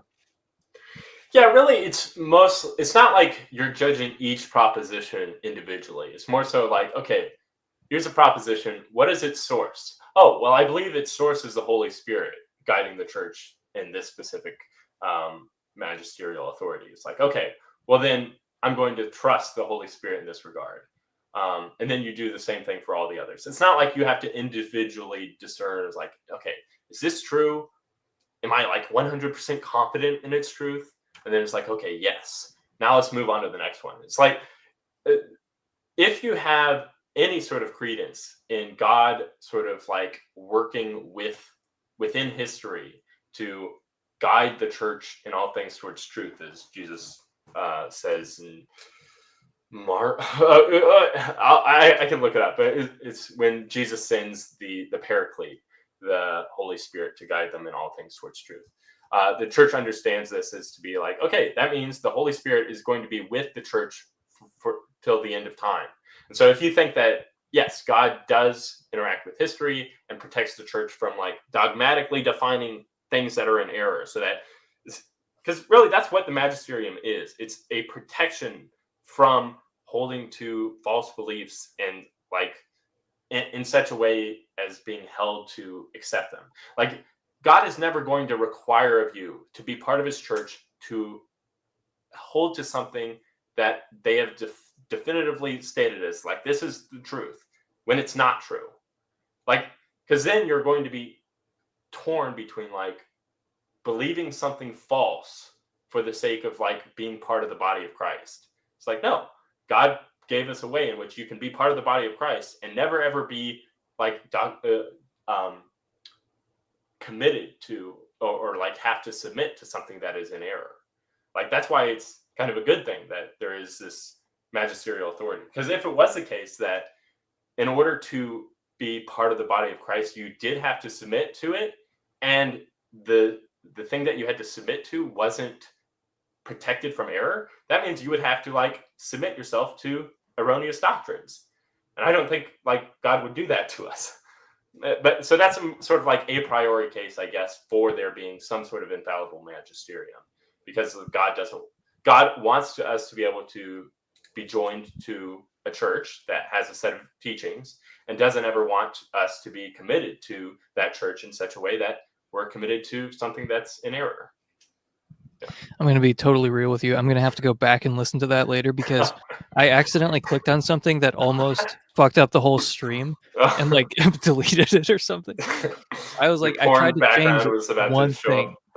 Yeah, they were like, I had to X out of a bunch of things, but no, I tried to change the name to plus Catholic Inquisition, and then for some reason that almost caused StreamYard to like freak out, and I had to like change it back, and like anyway, it was a nightmare. So I'm gonna have to go back and listen to that. But yeah, this was completely spur of the moment. I'm a very poor like Catholic apologist on the spot. I would much rather answer these questions like in time, like over Twitter. But I mean, this is still fun, so I'm happy to. Yeah. No, everyone. I just asked John, "Do you want to come on for an open hangout?" And then I started being like, "So here are 15 proofs that Catholicism is wrong." By the way, everyone check out the Rational Theology podcast with LJ Sauerman. If this is who I think it is, hang on, let me check actually. Maybe I need to rescind my endorsement, but hang on, let me check who this is real quick. Turns out it's a Calvinist podcast. You're like, what? Wait a minute.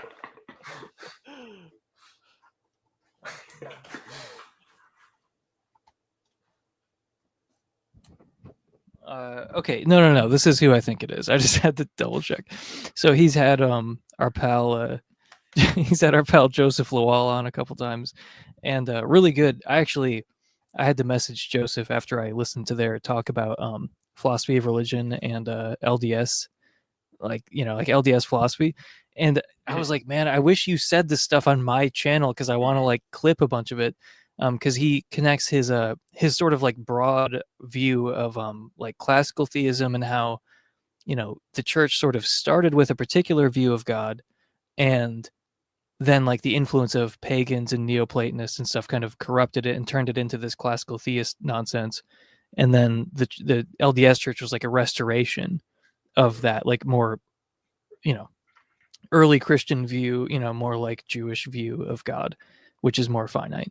And anyway, he connected all that with like, okay, here's like just, descriptively how Greek philosophy sort of influenced Christian philosophy, but he connected it with like the LDS view of how like, the philosophies of man, quote unquote, like messed up the revelation, and then it had to be restored into something that does look a lot more Jewish. It does look a lot more like, just by coincidence, like my late Jewish mother-in-law gave me this book called The Secret Life of God, which I recommended to you one time actually, because I think it sort of bears on your preferred theodicy.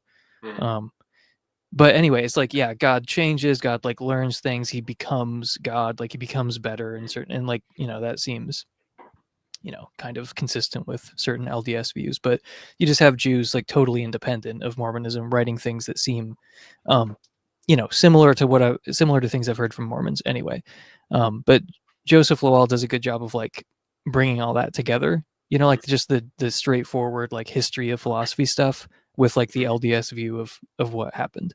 And like that kind of connected for me when I was listening to his interview with this guy with the Rational Theology podcast. But it's a new channel, so yeah, definitely go check it out. He's also had Tarek on there a couple times, who's I guess on your side now. He's a Catholic Mormon classical theist, limitivist. He's a lot of things. None of them fit together in any coherent way, but he is all those things. Yeah. He's a mystery. He's our very special fella. Yes. But anyway, please go subscribe to the Rational Theology podcast because he's got some cool interviews on there. I will say one thing in relation to that point about like LDS theology seems to be more in line with sort of like the Jewish sort of approach within like scriptures. How some part of what made me greatly appreciate Catholicism as an approach to Christianity is its ability to integrate philosophy well.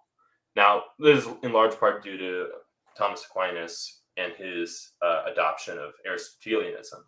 But what I appreciate about Thomas Aquinas and what I appreciate about like Catholic theology in general is its ability to sort of incorporate faith and reason. Like it's never the case that you have to deny something that is part of something that we can know through reason in order to affirm something in the faith. And I don't think like Mormons are really committed to that either. But I think that sort of idea is of like, well, we can only know that God exists through some sort of revealed theology, that being something like Judaism or like the Old Testament scriptures. I think I very much prefer, maybe this is just a mere preference on my part, nothing that's like I'm justified in hoping for, is that what we gain through philosophy can be confirmed by theology, and what we gain from theology can be confirmed through philosophy. That is a sort of blending that I would very much appreciate in terms You definitely don't want it to conflict. Yeah. And so that's why I think, like, yes, I can grant that there was a model of God within the ancient Near Eastern context that was henotheistic, where God wasn't really understood to be this all-powerful deity, but may have just been thought of as a sort of cultural deity. It's like, look, I'm a descendant of Israel, the person Israel, and this is the God that has been with him this whole time, so I'm going to be with him.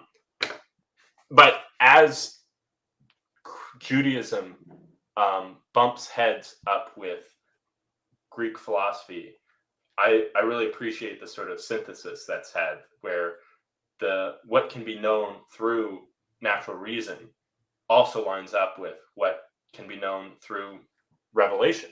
Like when when God says to Moses, "I am that I am," that lines up with Aristotle's understanding that God is existence itself, or the primary foundation, who is that is. He is what gives existence to all things. So I really appreciate. I don't want to like. I mean, it feels like you're almost on like a spiritual level here, like having an experience. But like, I just can't. I am that I am does not mean what you're saying. I mean, like you can interpret it that way if you want, but like, what? I mean, come on, man. Like, there's no way that like, oh yeah, right. When Aristotle said, existence itself, he meant, that's perfectly dovetails with I am that I am. It's like, look, you can think that if you want, but like, there's no way that's like actually what the author meant when they said that. Yeah, I think. Well, that's the thing. It's like when God reveals himself at one point in time, it can have like broader extensions besides just that initial interaction. Yeah, because like probably what the author of Exodus was thinking is that like, look, all the other gods have these names, but this is the sort of God that doesn't have a name. It's just he is this sort of nameless thing. Because the idea was that like if you have something's name, you have some sort of authority, or like you have some sort of like control over it. And so if God's a sort of like nameless deity, then it's like, oh, he's not under anyone else's control, but he chooses to be with you no matter what. But I think there's other ways in which like it still can be connected up with like natural philosophy or natural theology. Yeah, I mean, I guess one point I'm kind of stuck on is just like, I've heard it said like, oh, Mormonism is this like pagan religion. It's obviously influenced by like paganism, whereas Christianity, not at all influenced by paganism. It's like, well, it was influenced by Aristotle and Plato, and they seemed like pagans, first of all. And like, even if not, they're obviously influenced by pagans. But yeah, it's just, I mean, there's no credible case whatsoever that Christianity is not influenced by like Platonism or Aristotelianism, and they're pagans. So I think I've heard you say, yeah, and it's good. It is good, I think, in a certain way. But yeah, I've heard it said on one of my favorite apologetics YouTube channels, Capturing Christianity, that there's no pagan influence over Christianity, but there's pagan influence over Mormonism, and that's discrediting to Mormonism. One of the many excellent points he made in that series. Like Joseph Smith getting rich off of starting Mormonism, a very true thing that's grounded in history. Anyway, yeah, some of the like lowest quality like anti-Mormon stuff I've literally ever seen came out on Capturing Christianity, and he just has no excuse. But see, anyway. that's why I'd like to get a better understanding of like what are the core doctrines of Mormonism, because as I understand it, like the only things that I really can think of is like, okay, Joseph Smith was a true prophet of God, and he had some sort of revelation that truly came from God, and part of that revelation was to do with like God being limited compared to like what Christianity typically thought of. There's some sort of great apostasy that seems to be a sort of like core doctrine to Mormonism, and like some form of materialism is true. I already mentioned God being limited, but in terms of like how limited he is, and like maybe or maybe not, there's a sort of like infinite causal sequence of gods begetting gods, and that we're all gods as well. Oh, nice. I have just the page for you. It's called, I was just reading this actually in Mormonism, a very short introduction by Richard Bushman, who also wrote Rough Stone Rolling, which is like the best biography of Joseph Smith. But I read this like a few days ago, so I thought you might be interested. But number one, there's only 13 of these. One is just we believe in God, the Eternal Father, and His Son Jesus Christ, and the Holy Ghost. We believe that men will be punished for their own sins and not for Adam's transgression. So, you know, I mean, Of original sin. At least some notions of original sin, yeah. Right. We believe that through the atonement of Christ, all mankind may be saved by obedience to the laws and ordinances of the gospel. So as you can see, this is clearly not a form of Christianity, because they believe in God, the Eternal Father, His Son, Jesus Christ. They're taking positions on Christian theological doctrines. Not a part of Christianity, obviously. But anyway, the atonement. Yeah, why are they talking about Jesus Christ so much? They're not Christians. Why? Yeah, it's really just bizarre. They even have a position on the atonement, because you know every Muslim also has a position on the atonement and original sin, and various other Christian doctrines. We believe that the first principles and ordinances of the gospel are first faith in the Lord Jesus Christ. If anything, this is anti-Christian. You know, when you really think about it.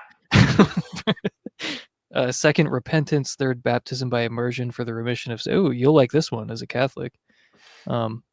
Baptism by immersion for the remission of sins, and laying on of hands for the gift. See, and that speaks to me as a Pentecostal retard myself.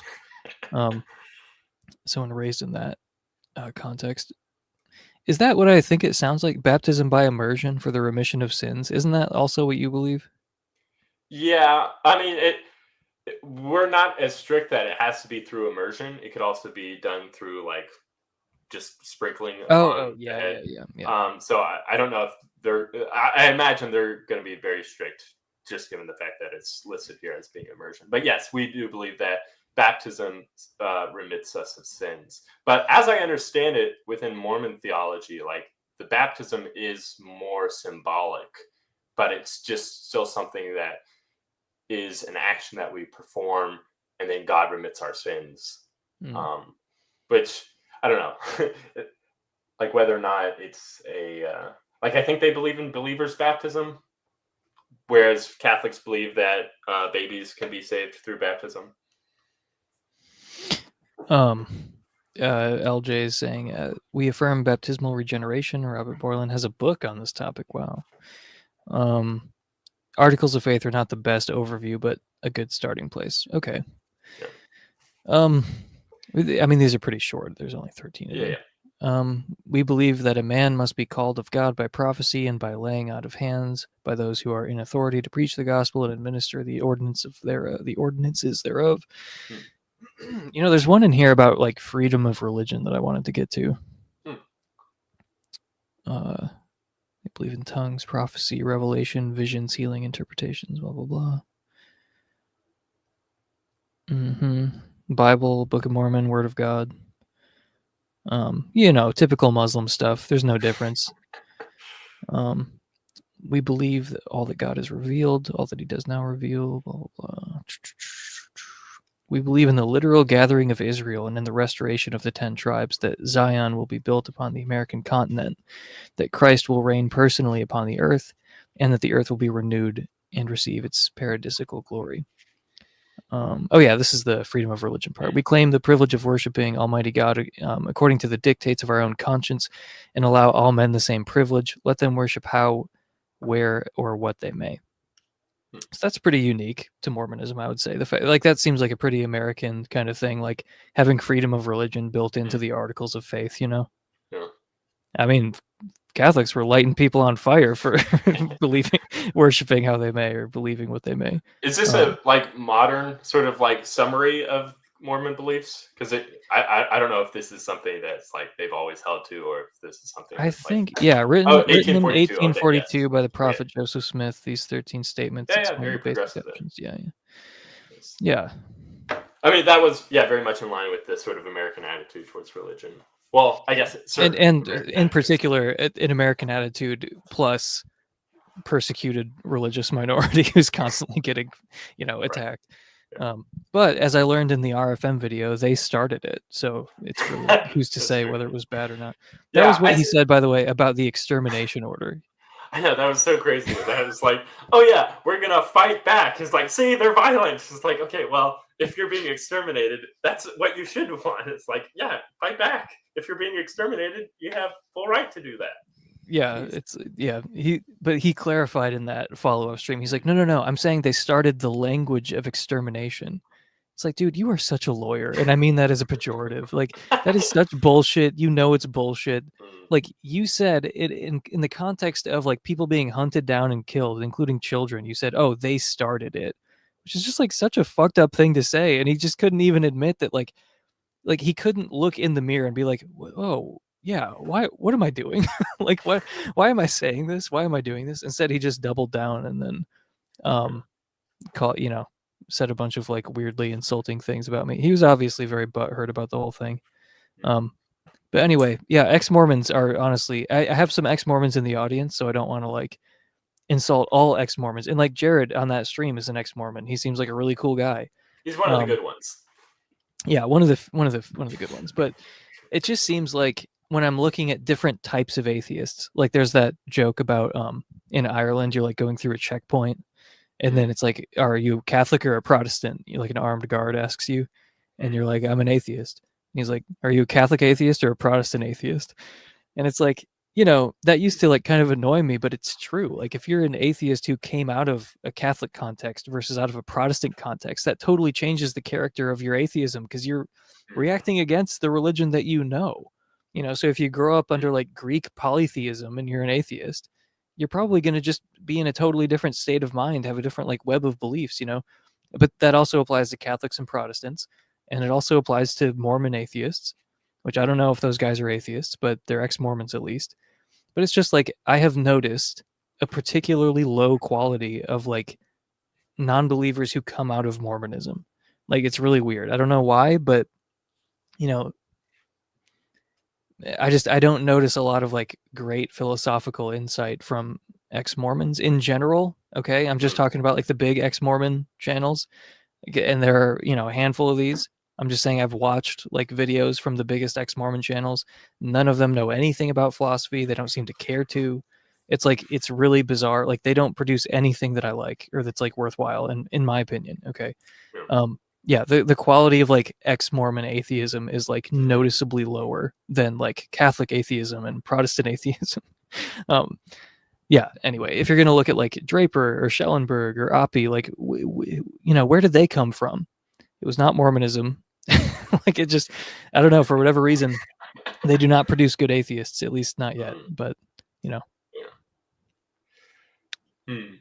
perhaps there's no official theology in the church so people can make any construct. But yeah, I don't know. I mean, Joseph Lawal said to me too that there's kind of a strain of anti-intellectualism in the church. Like they're very skeptical of like the philosophies of man, like, so there's this kind of like inbuilt anti-intellectualism sort of, and that seems to carry over to the atheism a little bit. I've never heard an ex-Mormon talk about their story and talk about the problem of evil. And I've listened to like hours and hours of like very famous ex-Mormons talk about. I heard one guy talk about how his dad took his GameCube away. That was in his deconversion story. That's evil. That's a form of suffering, okay?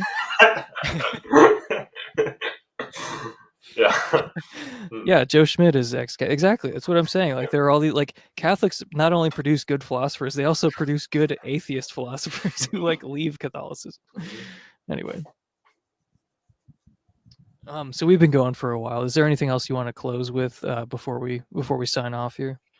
Yeah, just to circle back to the one thing with Mary, I find at least quite interesting in the account. Is it Luke 3 or something? I believe it's in Luke, where the angel Gabriel is telling Mary that she's about to give birth to a son, and that his name will be Jesus. That she says, "How can this be, since I know not man?" She was betrothed to Joseph at this time. So, like, why would she be surprised at all that she's about to bear, like, a child? Given the fact that she's betrothed to Joseph at this point in time, it should be like... But was she like married to him though? Well, apparently under, like, Jewish betrothals, it's a sort of, like, loose engagement sort of period where it's like, look, we're getting married, but we're just getting our things in order before we're, like, fully married.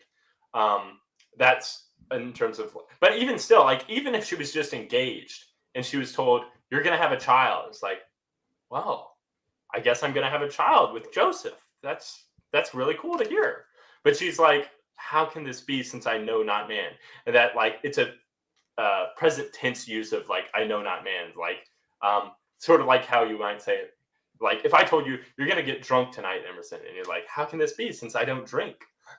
Which is obviously, it's hard for you to like wrap your It's head hard around. to wrap my mind around that fully, but like as a hypothetical in a very distant possible world, yeah, I think I can grasp it. Yeah. Yeah, but Is it because I do some other type of drug tonight? Yeah, that could be it. Yeah, but it's like yeah. that use of, like, I don't drink. It's like, I'm committed to not drinking, and she says a similar thing. I know not man. So it's like, okay, maybe, yeah. Why would she be surprised that she's going to have a child if she's planning to have sex with Joseph? Because she hasn't had sex yet.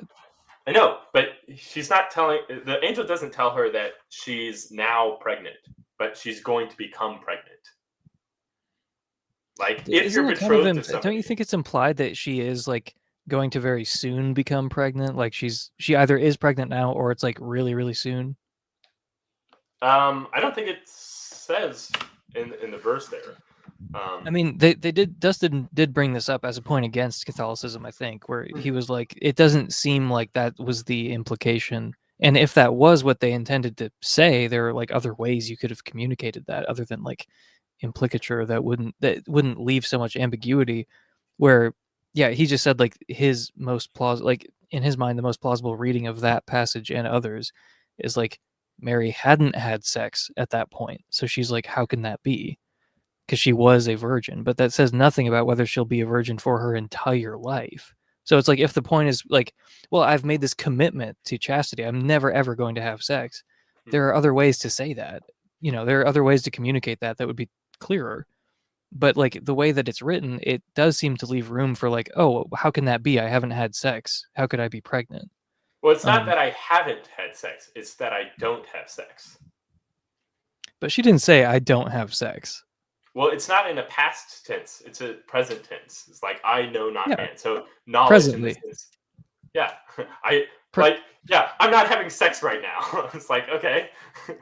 Yeah, because she's not married, and she's like, well, I haven't had sex. Like, I haven't. That's a past tense use.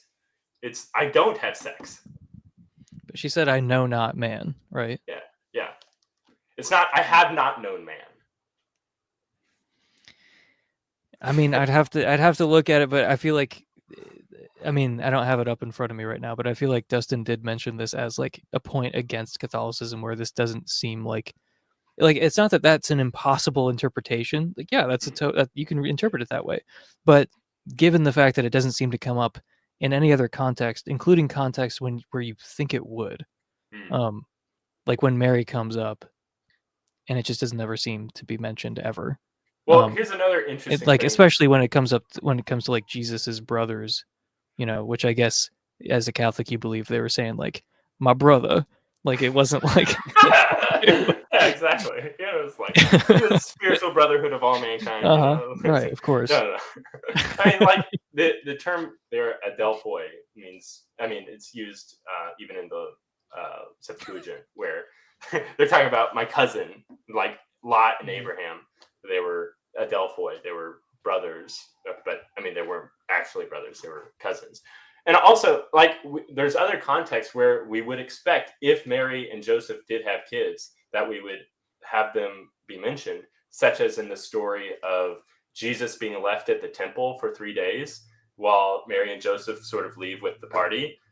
It only ever mentions Mary, Joseph, and Jesus. And he's, what, 13 years old now? And so I would expect if they had other kids, then like that would also be mentioned. It's like, how could you do this to us, all of us, or something? But it's like Joseph and I. I mean, it doesn't need to, like, you could tell that story without mentioning Jesus's brothers or sisters. But it's kind of weird that, like, if we're talking about a story in which like Jesus got separated from his family, it was only brought up like Mary and Joseph as being his family. You know who weirdly also makes this argument? Mythicists. Because a huge part of the case against mythicism is like, well, look, Paul knew, you know, Jesus's brother. Like, you know, I mean, you don't, you know, so I mean, this is like a huge part of the case against mythicism is like, we have letters written by a guy who knew the brother of Jesus. But if it's just like, you know, his homeboy, that's slightly less interesting than like, no, his biological brother. Right. Yeah. Like, I mean, obviously, if you're making the case against mythicism, the best case scenario there is that you have letters written by a guy who personally knows his biological brothers. Okay, well, that's a real guy then, if he has biological brothers. But if it's just like spiritually, you know, like, you know, that's, well, then that leaves the door open to mythicism. I mean, mythicism is still implausible anyway, but I'm saying like the kind of like 30-second refutation of mythicism is just like, we have letters from a guy who knew the biological brothers of Jesus. Yeah, and to be fair, like, I wasn't going with that spiritual brother sort of sense, but of the biological like relative, in a sense of like, right, yeah. So like, it's perfectly fine to understand that like James, the brother of Jesus, isn't a full brother nor a half brother, or maybe not even a step brother either, but could have been just a cousin of Jesus, and that's still significant. Like, look, if we have a letter written by James, and we have letters written by Paul that refer to James as being a brother or as a family member or a cousin to Jesus, that's still significant. It's not like somebody just invents a cousin out of thin air. It's kind of bizarre. It would be funny if his official title was James, cousin of Jesus. I don't know. Also, someone clip John Buck saying, "I don't have sex." True. Damn. Okay. Well, I do want to return to at some point. I want to read up on this because this is the same thing. Someone in the chat was like, they were like pressing Dustin on this. They're like, no. They use the continuous present when Mary talks about her virginity, and like, I thought that he addressed that. Like, I thought he made a good case against it, but they were like pretty convinced. They're like, no, he didn't address the continuous present. It's like, okay, well, I would like to hear the case for that because I found everything he said kind of convincing in that interview. But I would also recommend listening to the follow-up live stream with Michael Lofton, because that's where he was more well prepared than I was, which is zero. So like any sort of preparation would have given him a leg up. But yeah, I'd also just think about like the difference between saying, how can I be drunk this afternoon when I haven't drunken anything today, versus saying, how can I be drunk this afternoon when I don't drink? It's like, one of those is a lot more surprising. Like, okay, I haven't drunk anything this afternoon, but I mean, the night is still young. I can still go out and drink some more. But if like I don't drink, it's like, well, then that is going to be very surprising why you're going to get drunk this afternoon or this evening. So anyways, okay, I will, as someone who has like never been a Catholic or like been interested in Catholicism, this is not something that I've spent a lot of time thinking about. So I'm sure that all the experienced ex-Caths, I'm sure that Kevin, non-trad Cath, is wanting to fucking shoot me through the screen right now. Because anyway, I'm just not equipped to talk about this stuff because I'm not Catholic and I never have been. And I've always been taught that you guys are the servants of the behooved one, which is probably true. So, but we have more important business, which is this. Wait, hang on. This thing that I think you're going to, right? absolutely. Yes, I've. Awesome. Yeah, I'm looking forward to it. Well, as long as like, unexpected things can happen, but I am 100% planning on going to this. Like, I've already talked to my wife about it. I have a plane ticket. I'm like, well, actually, I have credits because I tried to. This is a super embarrassing story, but someone told me they could pick me up at an airport in Las Vegas. And I said, oh, great. So then I got a plane ticket to Las Vegas, and then we were going to go somewhere else. Not in Las Vegas, but it was just a point where I could fly to, and they could pick me up, and then we could drive the rest of the way. And then apparently they meant Las Vegas, New Mexico. Oh no. Which is not, you need to specify that you're not talking about the actual Las Vegas, okay? Yeah. So I was told, and my wife was told, we were like, oh yeah, we can pick you up in Las Vegas. We're like, great, plane tickets to Las Vegas purchased. And then find out later, oh, no, I meant Las Vegas, New Mexico. It's like, you have to say that, okay? Like, because we're assuming you're talking about Las Vegas.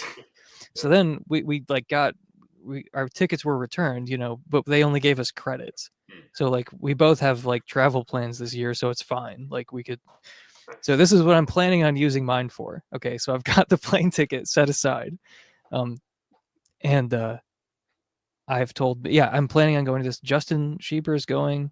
Kyle is going. Kyle Allender, Necessary Being, aka Darren, is going.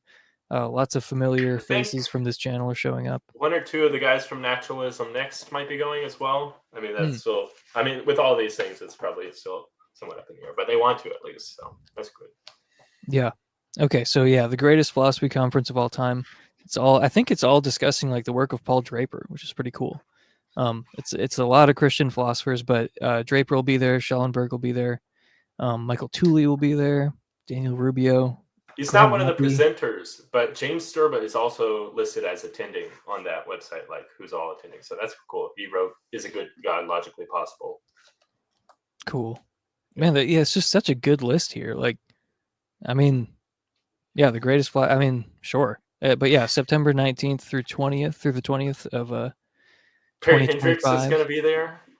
But my favorite philosopher of all time, man who's never said anything wrong. I do have to give him though the trolling thing about like abortion restrictions are really bad for black women or whatever. No, but the opposite.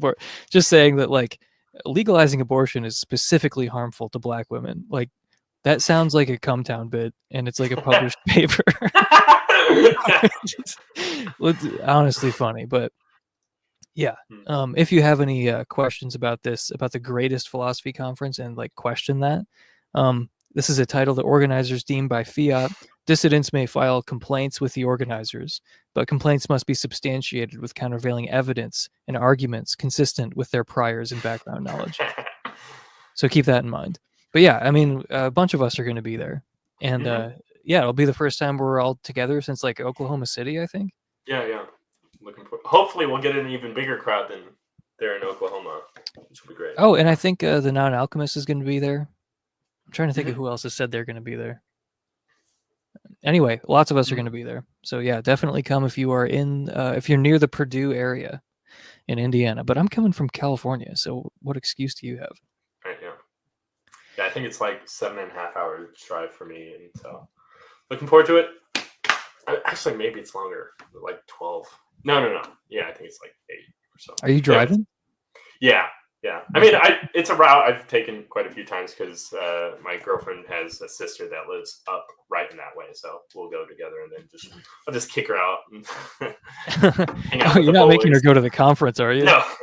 Oh God, that would be horrible. I mean, like I would never force my wife to go to one of these things and listen to all of us autistically argue about transubstantiation or something. Yeah. But anyway, no, it legitimately is fun, and this is the second time I've mentioned it on the podcast, so I better get some kind. Perry, if you're listening to this, you better hook me up. I better get like a foam finger or something at this conference.